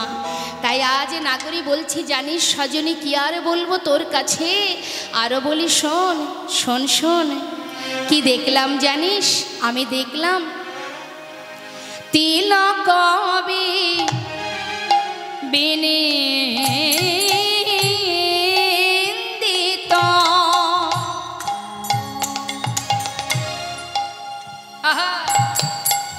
গোরার শশধর রূপকর তিলক বিনিন্দিত, গোরার শশধর রূপকর। ওরে যুবতী মনোহর বেশ, যুবতী মনোহর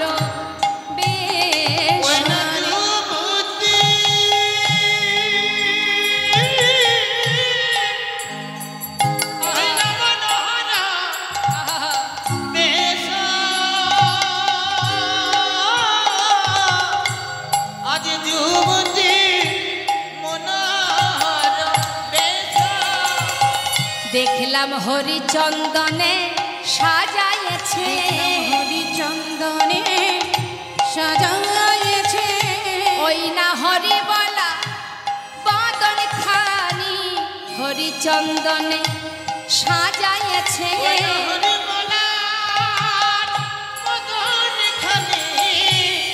হরিচন্দনে সাজাইছে, ওই না হরি বলা বদন খানি, ওই রাধা কৃষ্ণ একাকৃতি হরি বলার বদন খানি, ওই না রাস বিলাসে পরিণতি হরি বলার বদন খানি,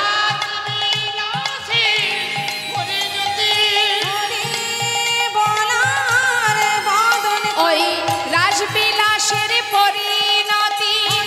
গৌর হরি বল হরি বল। হরি বলার বদন খানি হরিচন্দনে সাজাইছে। এই সজনী, একটা মজার কথা শুনবি? কি মজার কথা রে? বলছে দেখ, এই জগতে যদি কোনো ব্যক্তি একটা হাসির কথা বলে বলে তারপরে হাসে। কি গো মা, আপনি একটা মনে মনে একটা হাসির কথা কাউকে বলবেন, তো আগে বলবেন তারপরে তো হাসবে। তা কিন্তু আজ প্রথম নাগরী দ্বিতীয় নাগরীকে বলছি, জানিস সজনী কি সুন্দর একটা মজার কথা বলি, শোন আমি কি দেখলাম শুনে নে। লোকে আগে কথা বলে বলে তবে হাসে, আহা, লোকে আগে কথা বলে বলে তবে হাসে, লোকে আগে কথা বলে বলে তবে হাসে, আর গৌর হরি কথা বলবার আগে, গৌর হরি কথা বলবার আগে, গৌর হরি কথা বলবার আগে, গৌর হরি কথা বলবার আগে মধুর মধুর মৃদুহা আসে, মধুর মধুর মৃদুহা আসে, মধুর মধুর হাসির বলিহারি হরি বল হরি বল যাই রে হাসির বলিহারি যাই রে হাসির বলিহারি এমন কভু দেখি নাই রে যাই রে হাসির বলিহারি এমন কভু দেখি নাই রে যাই রে হাসির বলিহারি মধুর মধুর মৃদু হাসে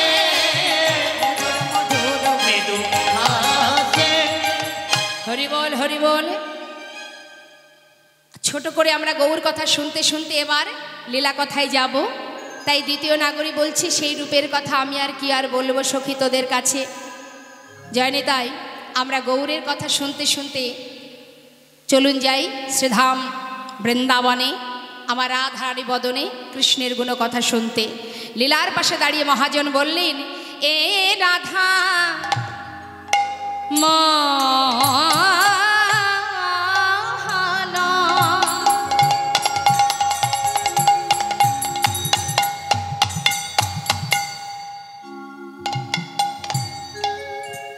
কি বললেন মা? যে মহাজন এই পদটা লিখেছেন তিনি কে গো? ক্ষভিত দুরমতি আর এ রাধা মোহন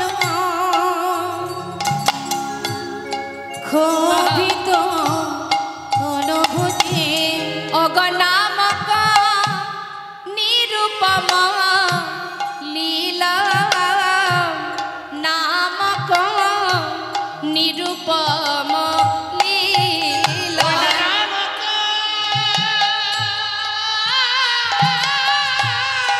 হরি বল।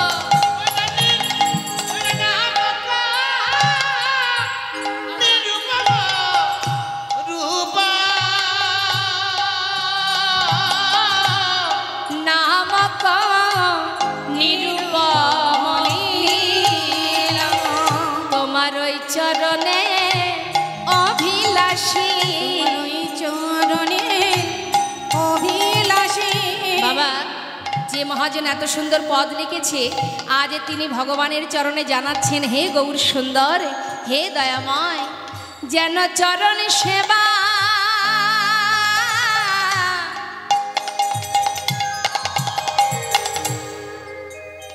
আমি করিতে পারি তোমার ওই চরণে অভিলাষী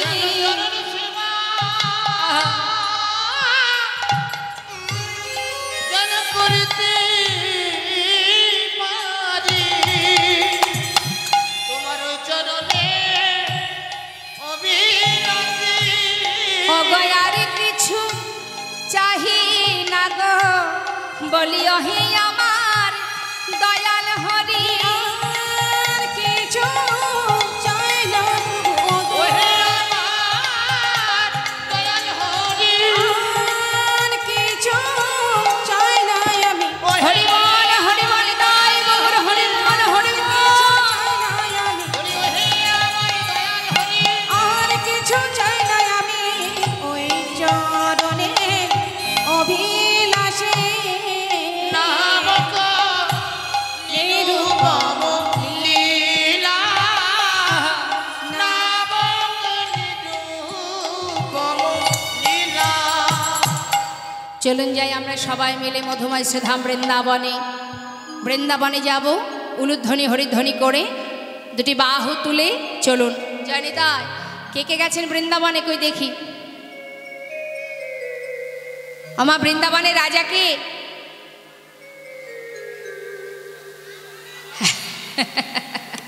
বাবা বাবা রাধে রাধে তা চলুন যাই আমরা সবাই মিলে রাধা নাম গাইতে গাইতে মধুময় শ্রীধাম বৃন্দাবনে ছোট্ট করে একটা ভজন গান করতে করতে আমরা বৃন্দাবনে চলে যাব কেমন জয় রাধেশ্বর হাত তুলুন দেখি সবাই হ্যাঁ এবার জোরে জোরে হাতে তালি দিয়ে আমরা সবাই চলে যাব এই মনটাকে নিয়ে মধুময় শ্রীধাম বৃন্দাবনে হ্যাঁ জয় রাধেশ্বর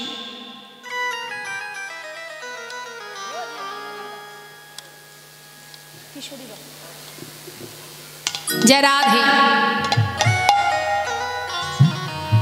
किशोरी कुछ ऐसा किशोरी की हमारा राधा रानी इंतजाम हो जाए किशोरी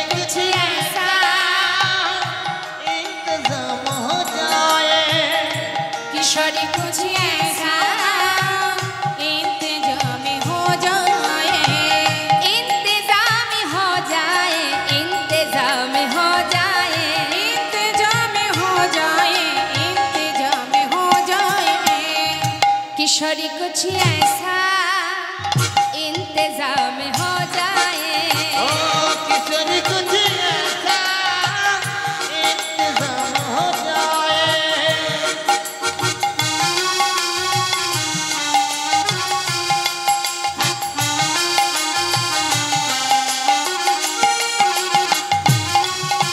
राधा रानी की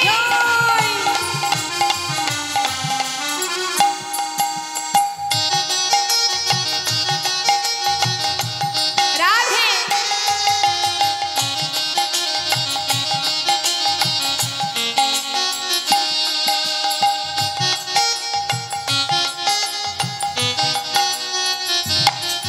जब गिरते हुए मैंने तेरा नाम लिया है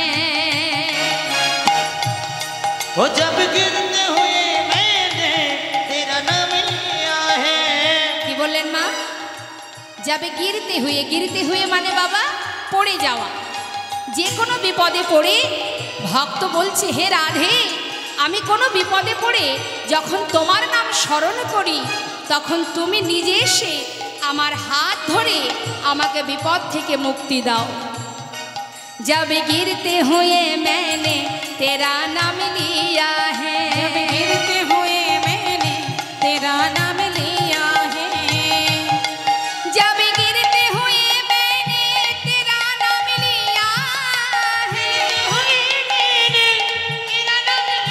है तो गिरने न दिया तूने मुझे थाम लिया है तो गिरने न दिया तूने मुझे नाम लिया है किशोरी कुछ ऐसा इंतजाम हो जाए ओ किशोरी कुछ राधा रानी की इंतजाम हो जाए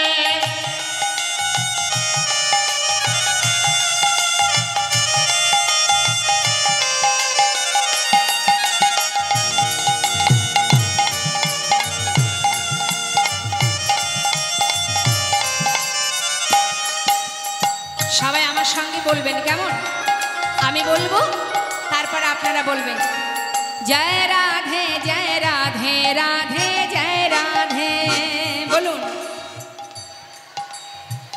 বাবা খুব সুন্দর জয় রাধে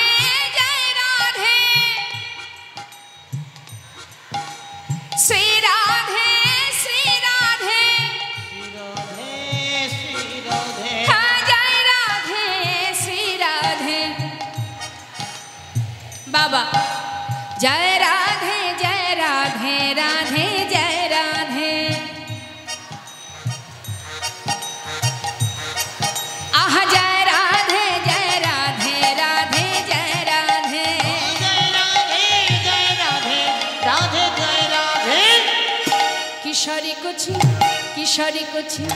किशोरी कुछ ऐसा इंतजाम हो जाए ओ किशोरी कुछ ऐसा इंतजाम हो जाए किशोरी कुछ ऐसा इंतजाम हो जाए हो इंतजाम हो जाए इंतजाम हो जाए इंतजाम हो जाए इंतजाम हो जाए वृंदावन धाम की राधा रानी की बाके बिहारी लाल की जय राधे श्याम मधुमय श्रीधाम वृंदावने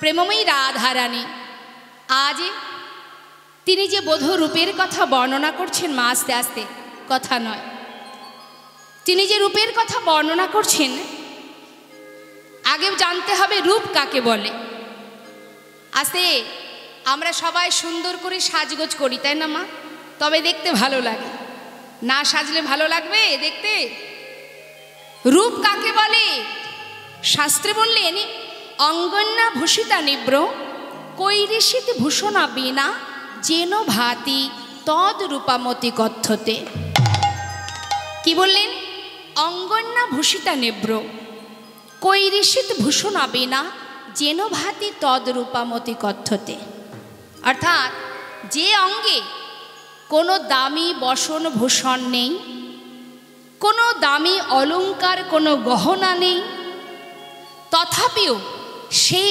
দেহটি, সেই অঙ্গটি সুন্দর হতেও সুন্দরতম দেখায়, সেই হলো রূপ।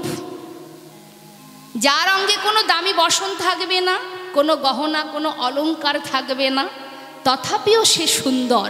শুধু সুন্দর নয়, সুন্দর হতে সুন্দরতম, সেটাই হলো রূপ। তা আজ আমার প্রেমময়ী রাধারানী বেলি অবসানে কালে তিনি গিয়েছিলেন যমুনায় জল আনতে। আজ ললিতারে বলিছে সখীরে, কি আর বলবো তোদের কাছে, আমি বেলি অবসানে কালে গিয়েছিলাম যমুনার জলে। হ্যারি ললিতা, বিবাহের সময় আমার মা একটা সোনার কলসি দিয়েছিল, আমার শাশুড়ি সেটা সযত্নে তুলে রেখেছিলেন। আজ শাদি করে সেই কলসিটি কক্ষে লয়ে আমি গিয়েছিলাম ওই যমুনার ঘাটে। সেখানে গিয়ে কি হলো জানিস? যখন বেলি অবসানে কালে ওই কলসি, সোনার কলসি নিয়ে ওই যমুনার ঘাটে এক পা দুপা করে নেমে যখন আমি জলটা নিতে যাব, সবেমাত্র জলে ঢেউ দিয়ে এদিকে ওদিকে তাকিয়ে দেখছি, যেহেতু আমি কোনো ঘরের কুলবধূ কিনা, আমি কুলবধূ তো পাছে কেউ দেখছে কিনা, সেই দিকে লক্ষ্য দিতে গিয়ে হঠাৎ আমি এক রূপের মানুষ দেখতে পেলাম। আর সেই রূপের মানুষ যেই না দেখলাম,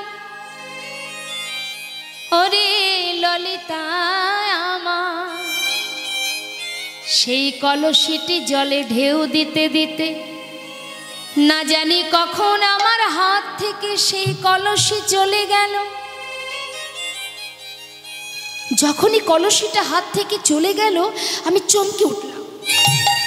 ছি ছি ছি ছি, আমি কিছুতেই সেই কলসিটা কক্ষে আর আনতে পারলাম না। কিন্তু ললিতা, যখন খালি হাতে ফিরে এলাম, আমার শাশুড়ি জিজ্ঞাসা করলেন, হ্যাঁ রে এই বউ, কলসিটি গেল কোথায়? সোনার কলস, কখনো তোর হাতে দিইনি, সবেমাত্র আজ দিলাম, কলসিটা কোথায় রেখে এলি?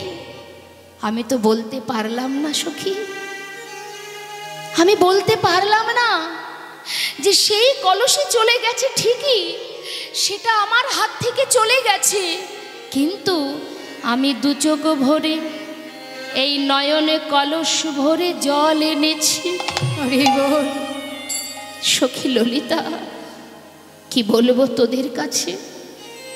সেই অপরূপ রূপের কথা আজ আমি তোদের কাছে বর্ণনা করতে চাই, শুনবি তোরা?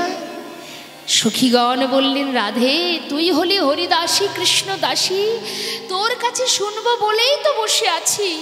বল বল, সাজের বেলায় বেলি অবসানে তুই যমুনায় কি দেখে এসেছিস? তবে শোন সখী। হে হে হে হে গো ও ও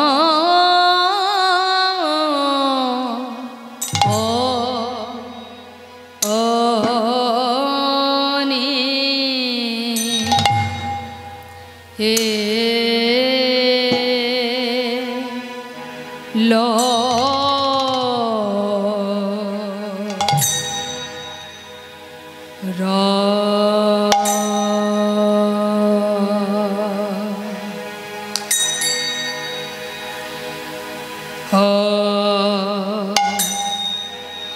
তো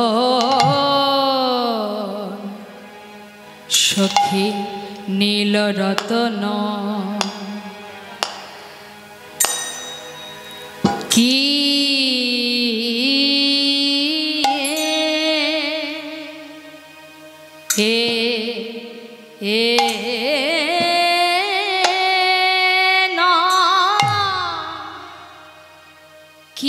নব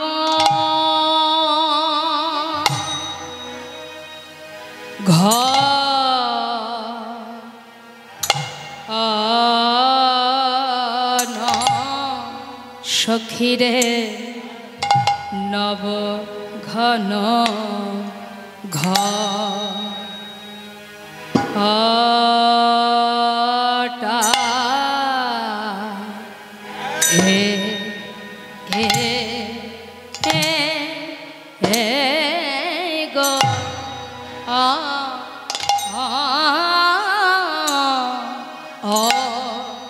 গো নে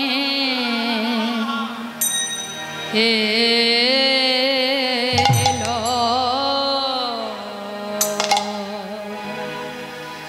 কি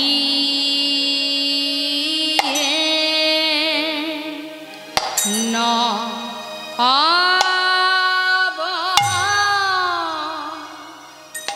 কিয়ে নব ঘনি ইল রাত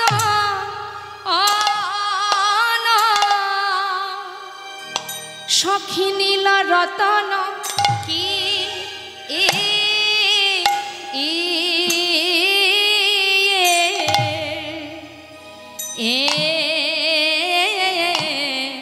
না আব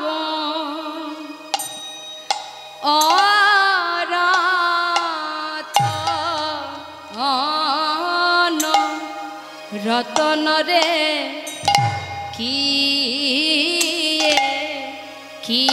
বা নি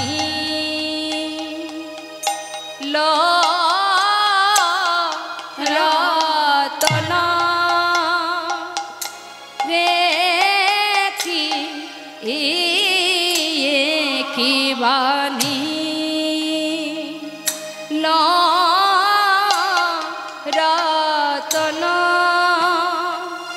রে কি বানি রতন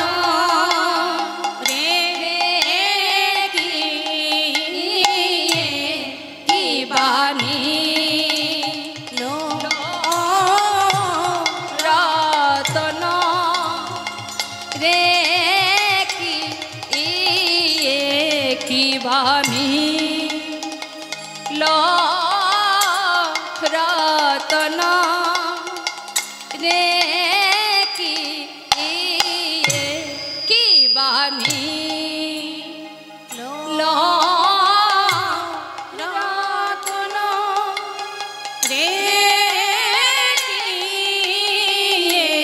কি বানি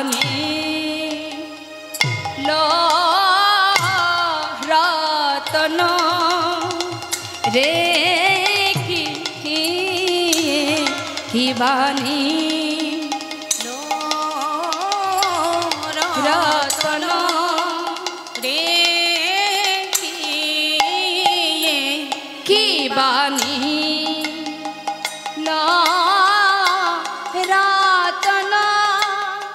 রে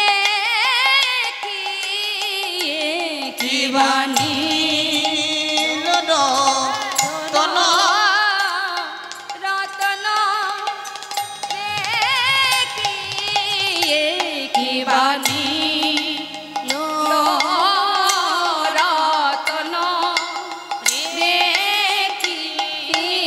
বানি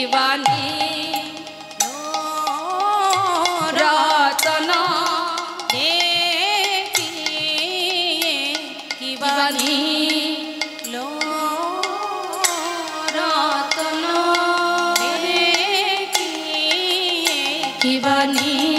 বানি রতন রে কি বানি রতন রে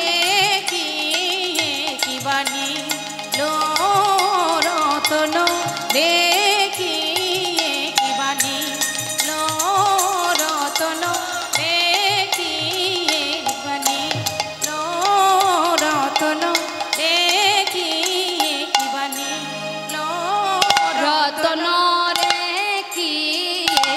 নীল রতন রে কি নীল রতন রে কি নীল রতন রে কি নীল রতন রে কি নীল রতন রে কি নীল রতন রে কি নীল রতন রে কি নীল রতন রে কি নীল রতন রে কি নীল রতন রে কি নীল রতন রে কি তন রে কি নীল রতন রে কি নীল রতন রে কি নীল রতন রে কি নীল রতন রে কি নীল রতন রে নীল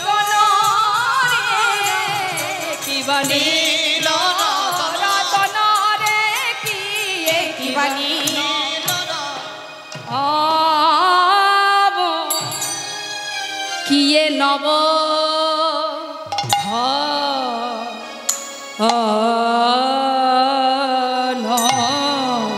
সখীরে নব ঘন ঘটা নীল রতন কিয়ে নবঘন ঘটা। আজ রাধারানী কি বলছেন মা? আমরা যে তালটি এখন আস্বাদন করলাম এটা হচ্ছে আমারই গুরু শ্রীধাম নবদ্বীপ নিবাসী বেতার দূরদর্শন শিল্পী শ্রীমতী অর্চনা দেবী, তারই কাছ থেকে ছোট্ট করে এই শিক্ষা আমি লাভ করেছি। যে লীলাটি আমরা যে তালটি আমরা শ্রবণ করলাম, ছোট করে শুনলাম, এটা অনেক বড়, আমি ছোট করে করলাম। এটা এর নাম হলো মায়ের তিয়ট। তাই এবার আমরা পদাবলী আস্বাদনে যাচ্ছি। ছোট করে একটা তাল করতে হয়, তাই আমরা আস্বাদন করলাম। কি বলছি রাধারানী? সখী শোন তাহলে। নীল রতন কিয়ে কিয়ে নব ঘন ঘটা নীল রতন কিয়ে কিয়ে নব ঘন ঘটা লখিলে লক্ষণ নহে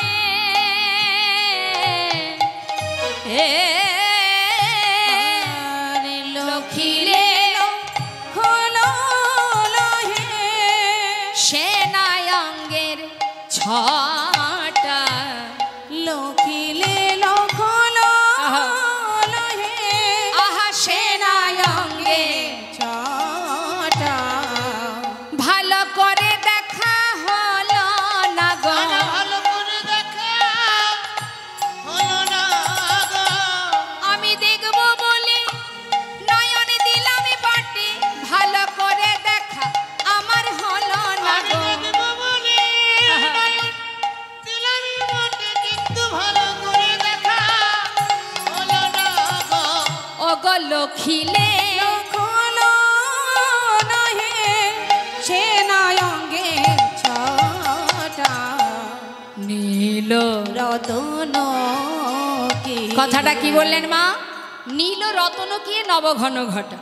নীল রত্ন মানে আমার রাধারানী বলছে, জানিস সখী ললিতা, আমি যে কি দেখতে কি দেখলাম আমি জানি না। কত সুন্দর কথা দেখুন মা, ভাবের মধ্যে ডুবে যেতে হবে। বলছে আমি কি নীল কোনো রত্ন দেখলাম? নীল রতন, নীল রতন বলছে কোনো নীল রঙের কোনো রত্ন দেখলাম, নাকি নবঘন ঘটা মানে নতুন কোনো মেঘ দেখলাম? আমি কি দেখলাম আমি তোকে বোঝাতে পারছি না। লখিলে লখল নহে সেনা অঙ্গের ছটা। আমি দেখলাম ঠিকই, কিন্তু ভালো করে দেখতে পারলাম না, দেখেও আমার দেখা হলো না সখী। কি দেখতে কি দেখলাম আমি জানি না, কি আর বলবো তোকে সখী, আমি কি দেখলাম জানি না। শোন শোন, কদম্বের বনে কিবা শ্যাম চিকনিয়া, কদম্বের অনেক শ্যাম চিকনিয়া,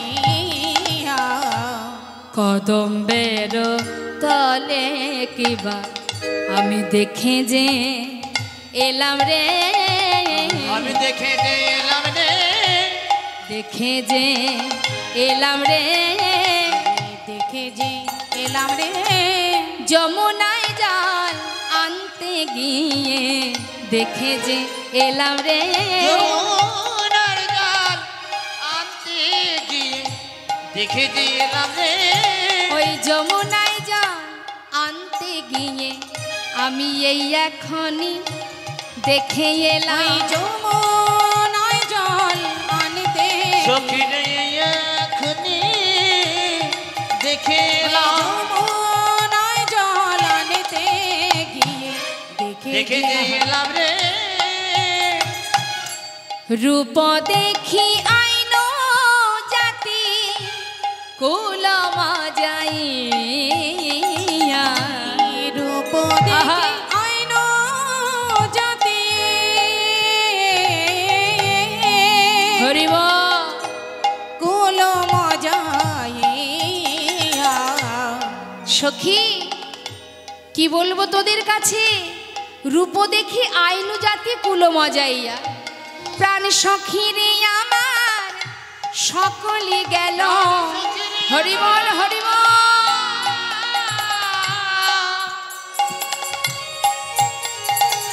আমার সকলি গেল, ওই মহান রূপে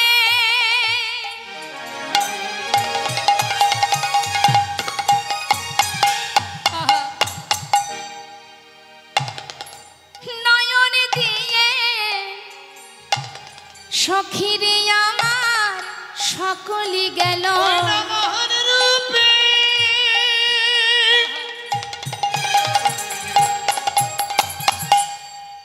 রূপে নয়ন দিয়ে হরিব সখিনী আমার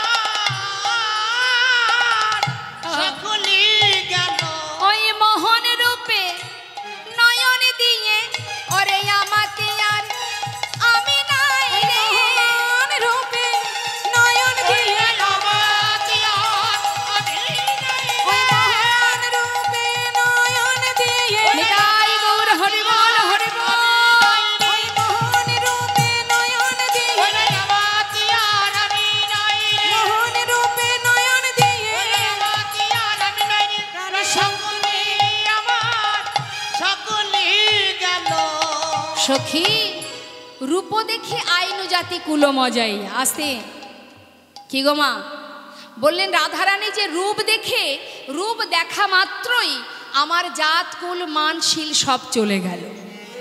কি গো মা, আপনি যদি কাউকে আপনার ভালো লাগে, যদি কাউকে আপনার ভালো লাগে, মন থেকে যদি ভালো লাগে, তাহলে কি হয়?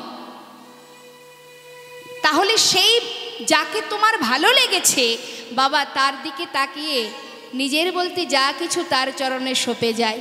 আমার গোবিন্দ দর্শন করে রাধারানী বলছি কি আর বলবো সখী, ওই মানুষটাকে দেখবা মাত্রই আমার জাত কুল মান সব চলে গেল।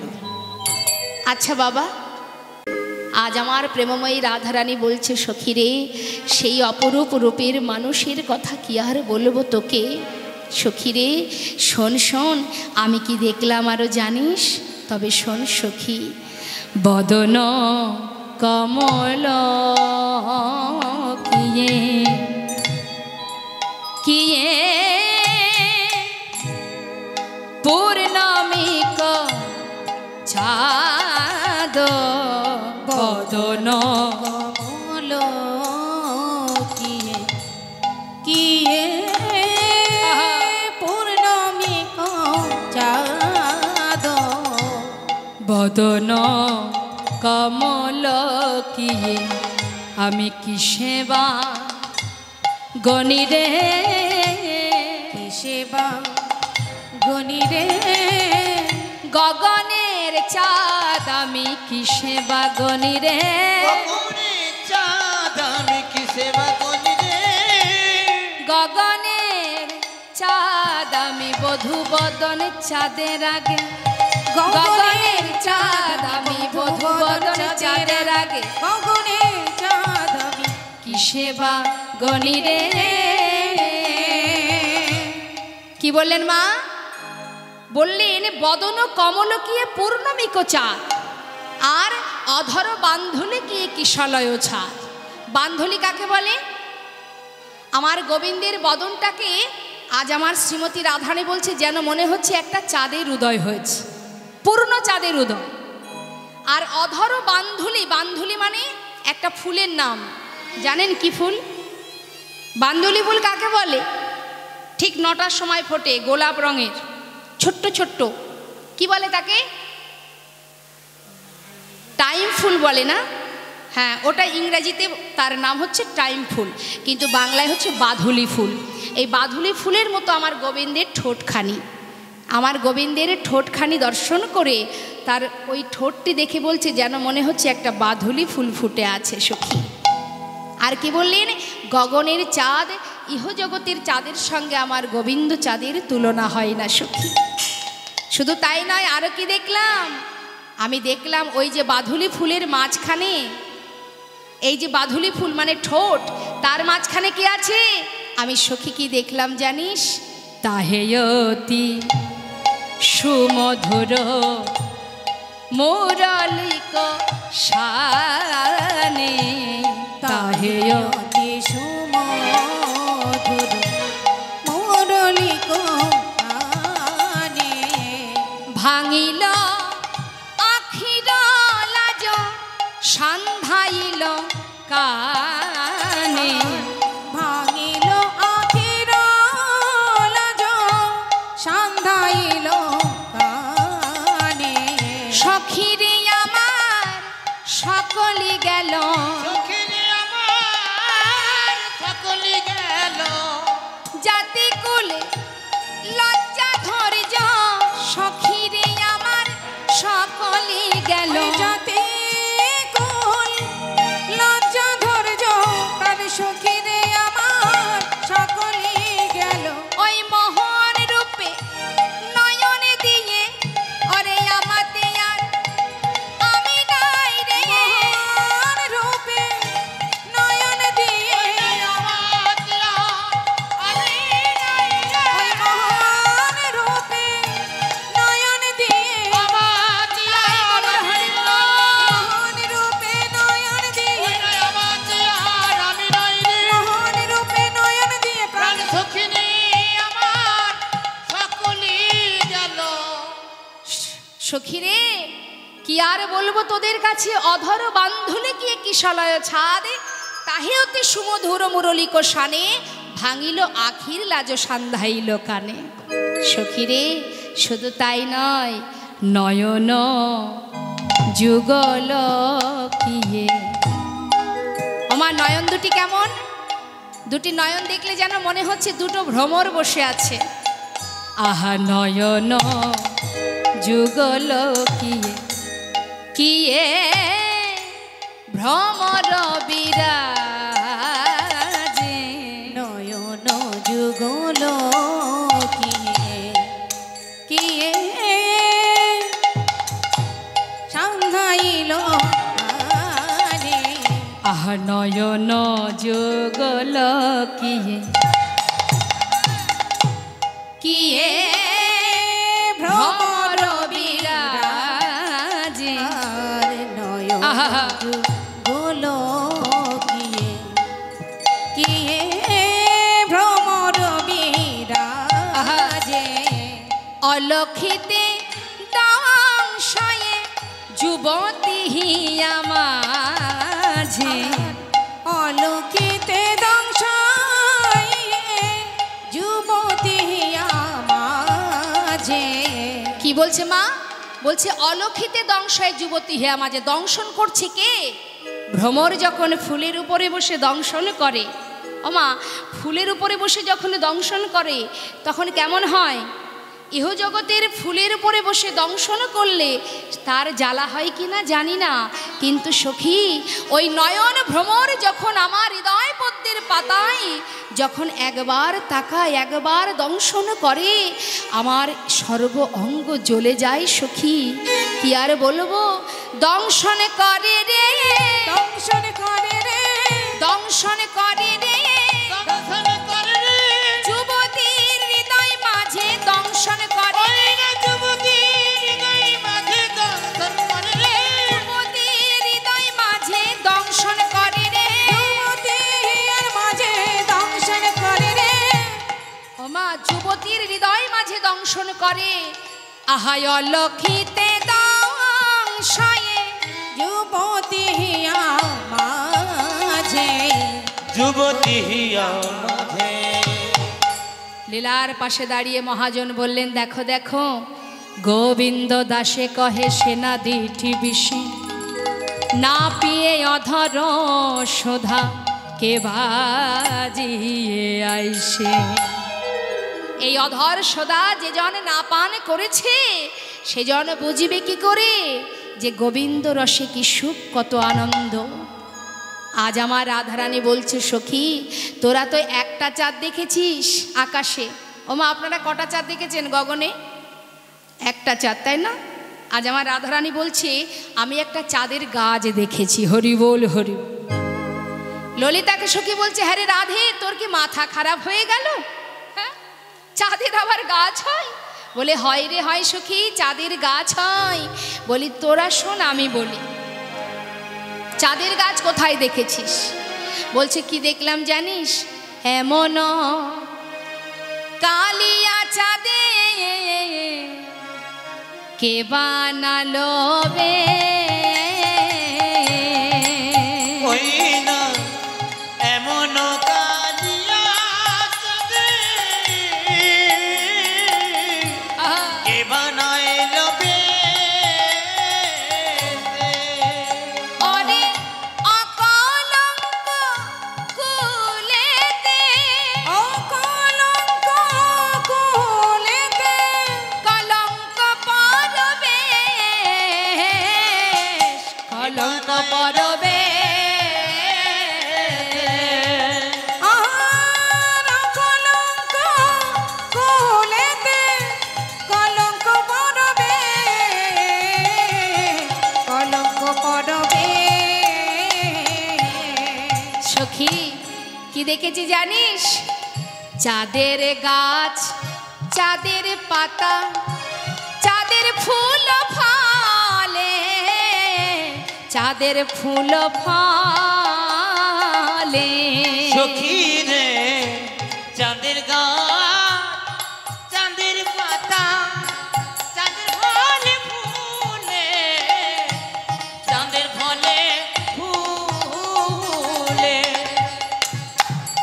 এমন কভু দেখি নাই রে, আর এমন কভু দেখি নাই সখী রে, রে এমন কভু দেখি নাই রে, চাঁদের গাছে চলে, চাঁদের গাছে চলে।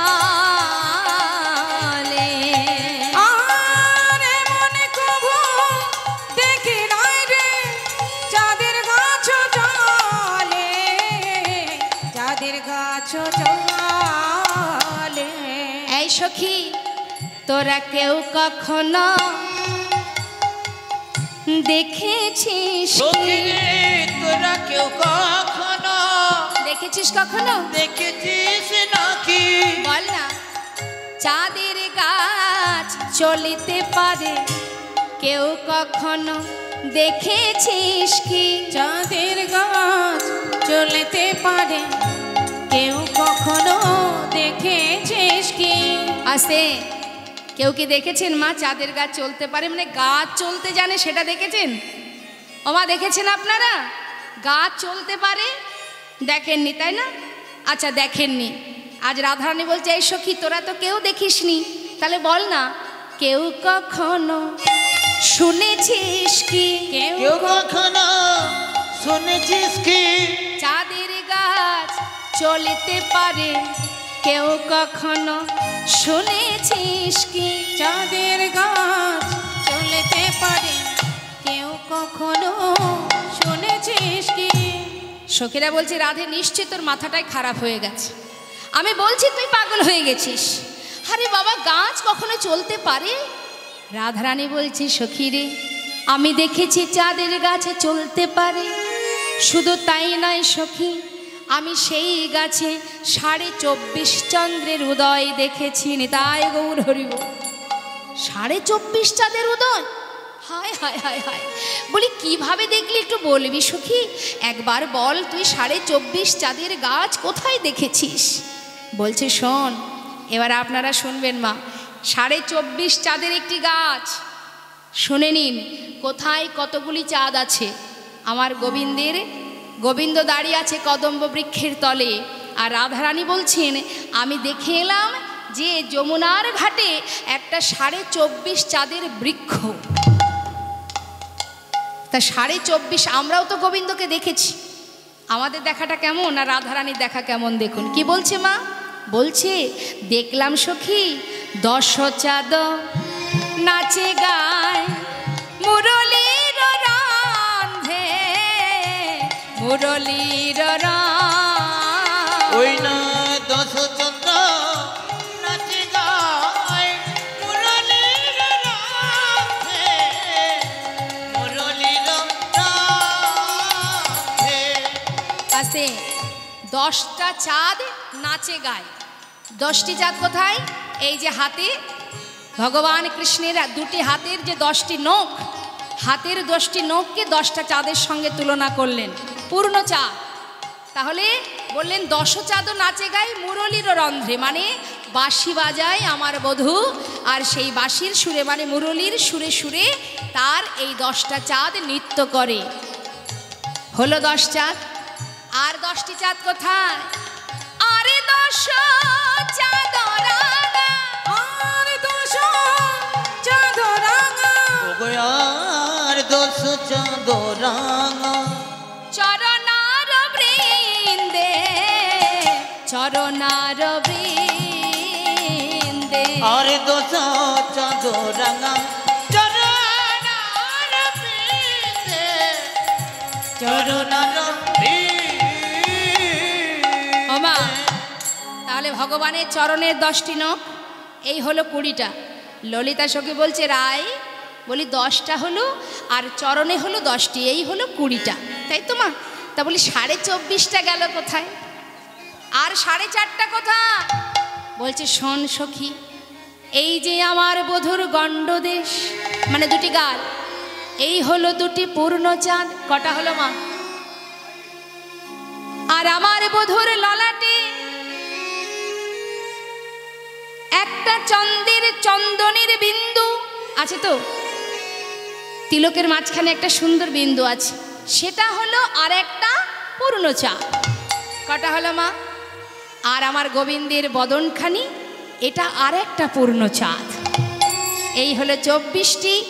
বলি ললিতা সখী বলছে, ললিতা সখী বলছে রায়, তাহলে আর অর্ধেক চাঁদ কোথায়?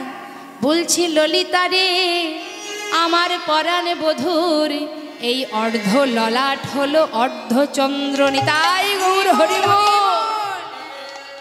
24.5 চাঁদের উদয় হয়েছে। শোন শোন সখী, কি আর বলবো। লীলার পাশে দাঁড়িয়ে বৈষ্ণব পদকর্তা তিনি বলছেন, বলি ও রাধে, তুমি কি দেখেছো তুমি নিজেই জানো না। আমি বলি শোনো, যদুনাথে দাসে কয় হরষিত হইয়া, হরষিত হইয়া। ওই না যদুনাথ দাসে কয় হরষিত হইয়া, সখী রে হরষিত হইয়া। আজ মহাজন লীলার পাশে দাঁড়িয়ে মনের আনন্দে কি বলছে? বলছে ও রাধে, ও যে চাঁদ নয়, ওটা চাঁদ নয়, নন্দ চাঁদ নয় নন্দ সুত আছে দাঁড়াইয়া, আছে দাঁড়াইয়া। ও যে চাঁদ নয় নন্দ সুত আছে দাঁড়াইয়া, আছে দাঁড়াইয়া। আহা, ভালো করেছে দেখো ধনী, ভালো করেছে দেখো ধনী ভালো করেছে দেখো ধনী, করেছে দেখো ধনী। চাঁদ নয় কি গো চেয়ে দেখো, ওগো নীলকান্তমণি ভালো করেছে দেখো ধনী। চাঁদ নয় নীলকান্তমণি ভালো করেছে দেখো ধনী সে যে চাঁদ নয় নীলকান্তমণি, বলি শোনো শোনো রাধারানী, চাঁদ নয় কয়েকবার শোনো রাধা বিনোদিনী চাঁদ নয় নীলকান্তমণি, ওই না শোনো নিতাই গৌর হরি বল হরি বল। চাঁদ নয় নীলকান্তমণি, ওই না শোনো রাধা বিনোদিনী চাঁদ নয় নীলকান্তমণি ভালো করেছে দেখো ধনী। তাহলে 24.5 চাঁদের উদয় আজ আমার প্রেমময়ী রাধারানী সখীদের কাছে বর্ণনা করছেন মা। ভাবুন তার দেখা কেমন, কেমনভাবে দেখেছেন তার প্রাণবধূকে। প্রত্যেকটি অঙ্গের সঙ্গে চরণ হতে মস্তক পর্যন্ত এক একটা করে বর্ণনা দিচ্ছেন। হ্যাঁ, আজ বর্ণনা দিচ্ছেন, বলছেন সখী রে শুধু আমি আরও কি দেখলাম জানিস, শোন তাহলে। ললিতা সখী বলছে, রাধে তোর বদনে তোর হরির কথা গুণ কথা শুনতে যে বড় স্বাদ। সখী রে তুই আর কি দেখেছিস? তার গলায় যে বনফুলের মালাটি আছে, বল না সখী। বলতে পারিস এই জগতে যদি কারোর গলায় মালা থাকে, মালাটা যত সময় আমি না দোলাই সেটা দোলে না, দোলে মা? কিন্তু আজ আমি কি দেখলাম, আমার পরাণ বধূর কণ্ঠে যে মালা, তাকে দোলানোর প্রয়োজন হচ্ছে না, সে নিজেই দুলছে। নিতাই গৌর হরি বল হরি বল হরি বল। আজ কি বলছে রাধারানী, সখী রে আমি দেখলাম চিকন কালা গলায় মালা, আর বাজনন পুরপা। সখী রে চিকন কালা আহা, গলায় মালা বাজনন পুরমা। সখী রে আমার বাজনন পুরপায়, দেখিলাম গলে মালা দুলিছে, দেখলাম গলে মালা দুলিছে, আমি দেখিলাম গলে মালা দুলিছে। আমি দেখিলাম গলে আহা, মালা দুলিছে। একে বধুর সখী, একে আমার বধুর আলো করা রূপ, তাতে দেখলাম গলে মালা দুলিছে। আমার বধূর আলো করা রূপ, তাতে দেখলাম গলে মালা দুলিছে। ওমা মালা দুলছে কেন? আজ মালা আনন্দে দুলছে। আসতে তাহলে মালা, এই যে মালা দেখুন, সব মালা কি গোবিন্দের গলায় ওঠে? সব মালা গোবিন্দের গলায় ওঠে না মা। বাজারে তো অনেক মালা দেখা যায়, কোনো মালা গিয়ে সবের কণ্ঠে পরানো হয়, কোনো মালা বিবাহ বাসরে নিয়ে গিয়ে সেখানে পরানো হয়, আবার কোনো মালা সেটাকে কিনে এনে আমার গোবিন্দের গলায় পরানো হয়। তাহলে সব মালা তো আর গোবিন্দের গলায় ওঠে না। তাহলে কার গুণ? মালার গুণে মালা দুলছে নাকি গোবিন্দের গুণে মালা দুলছে? ভাববার বিষয়। বললেন গলারও যেমন গুণ আছে, মালারও গুণ আছে। সব ফুল তো আর গোবিন্দ সেবায় লাগে না।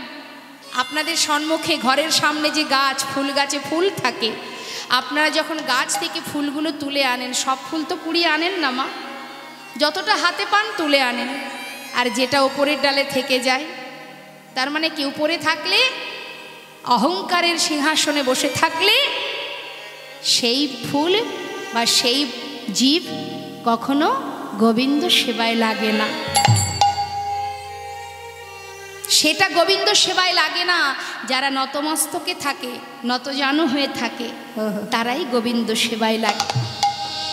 দীনতা প্রকাশে যারা করতে পারে তাদেরই গোবিন্দ সেবায় লাগার মতো সময় হয়।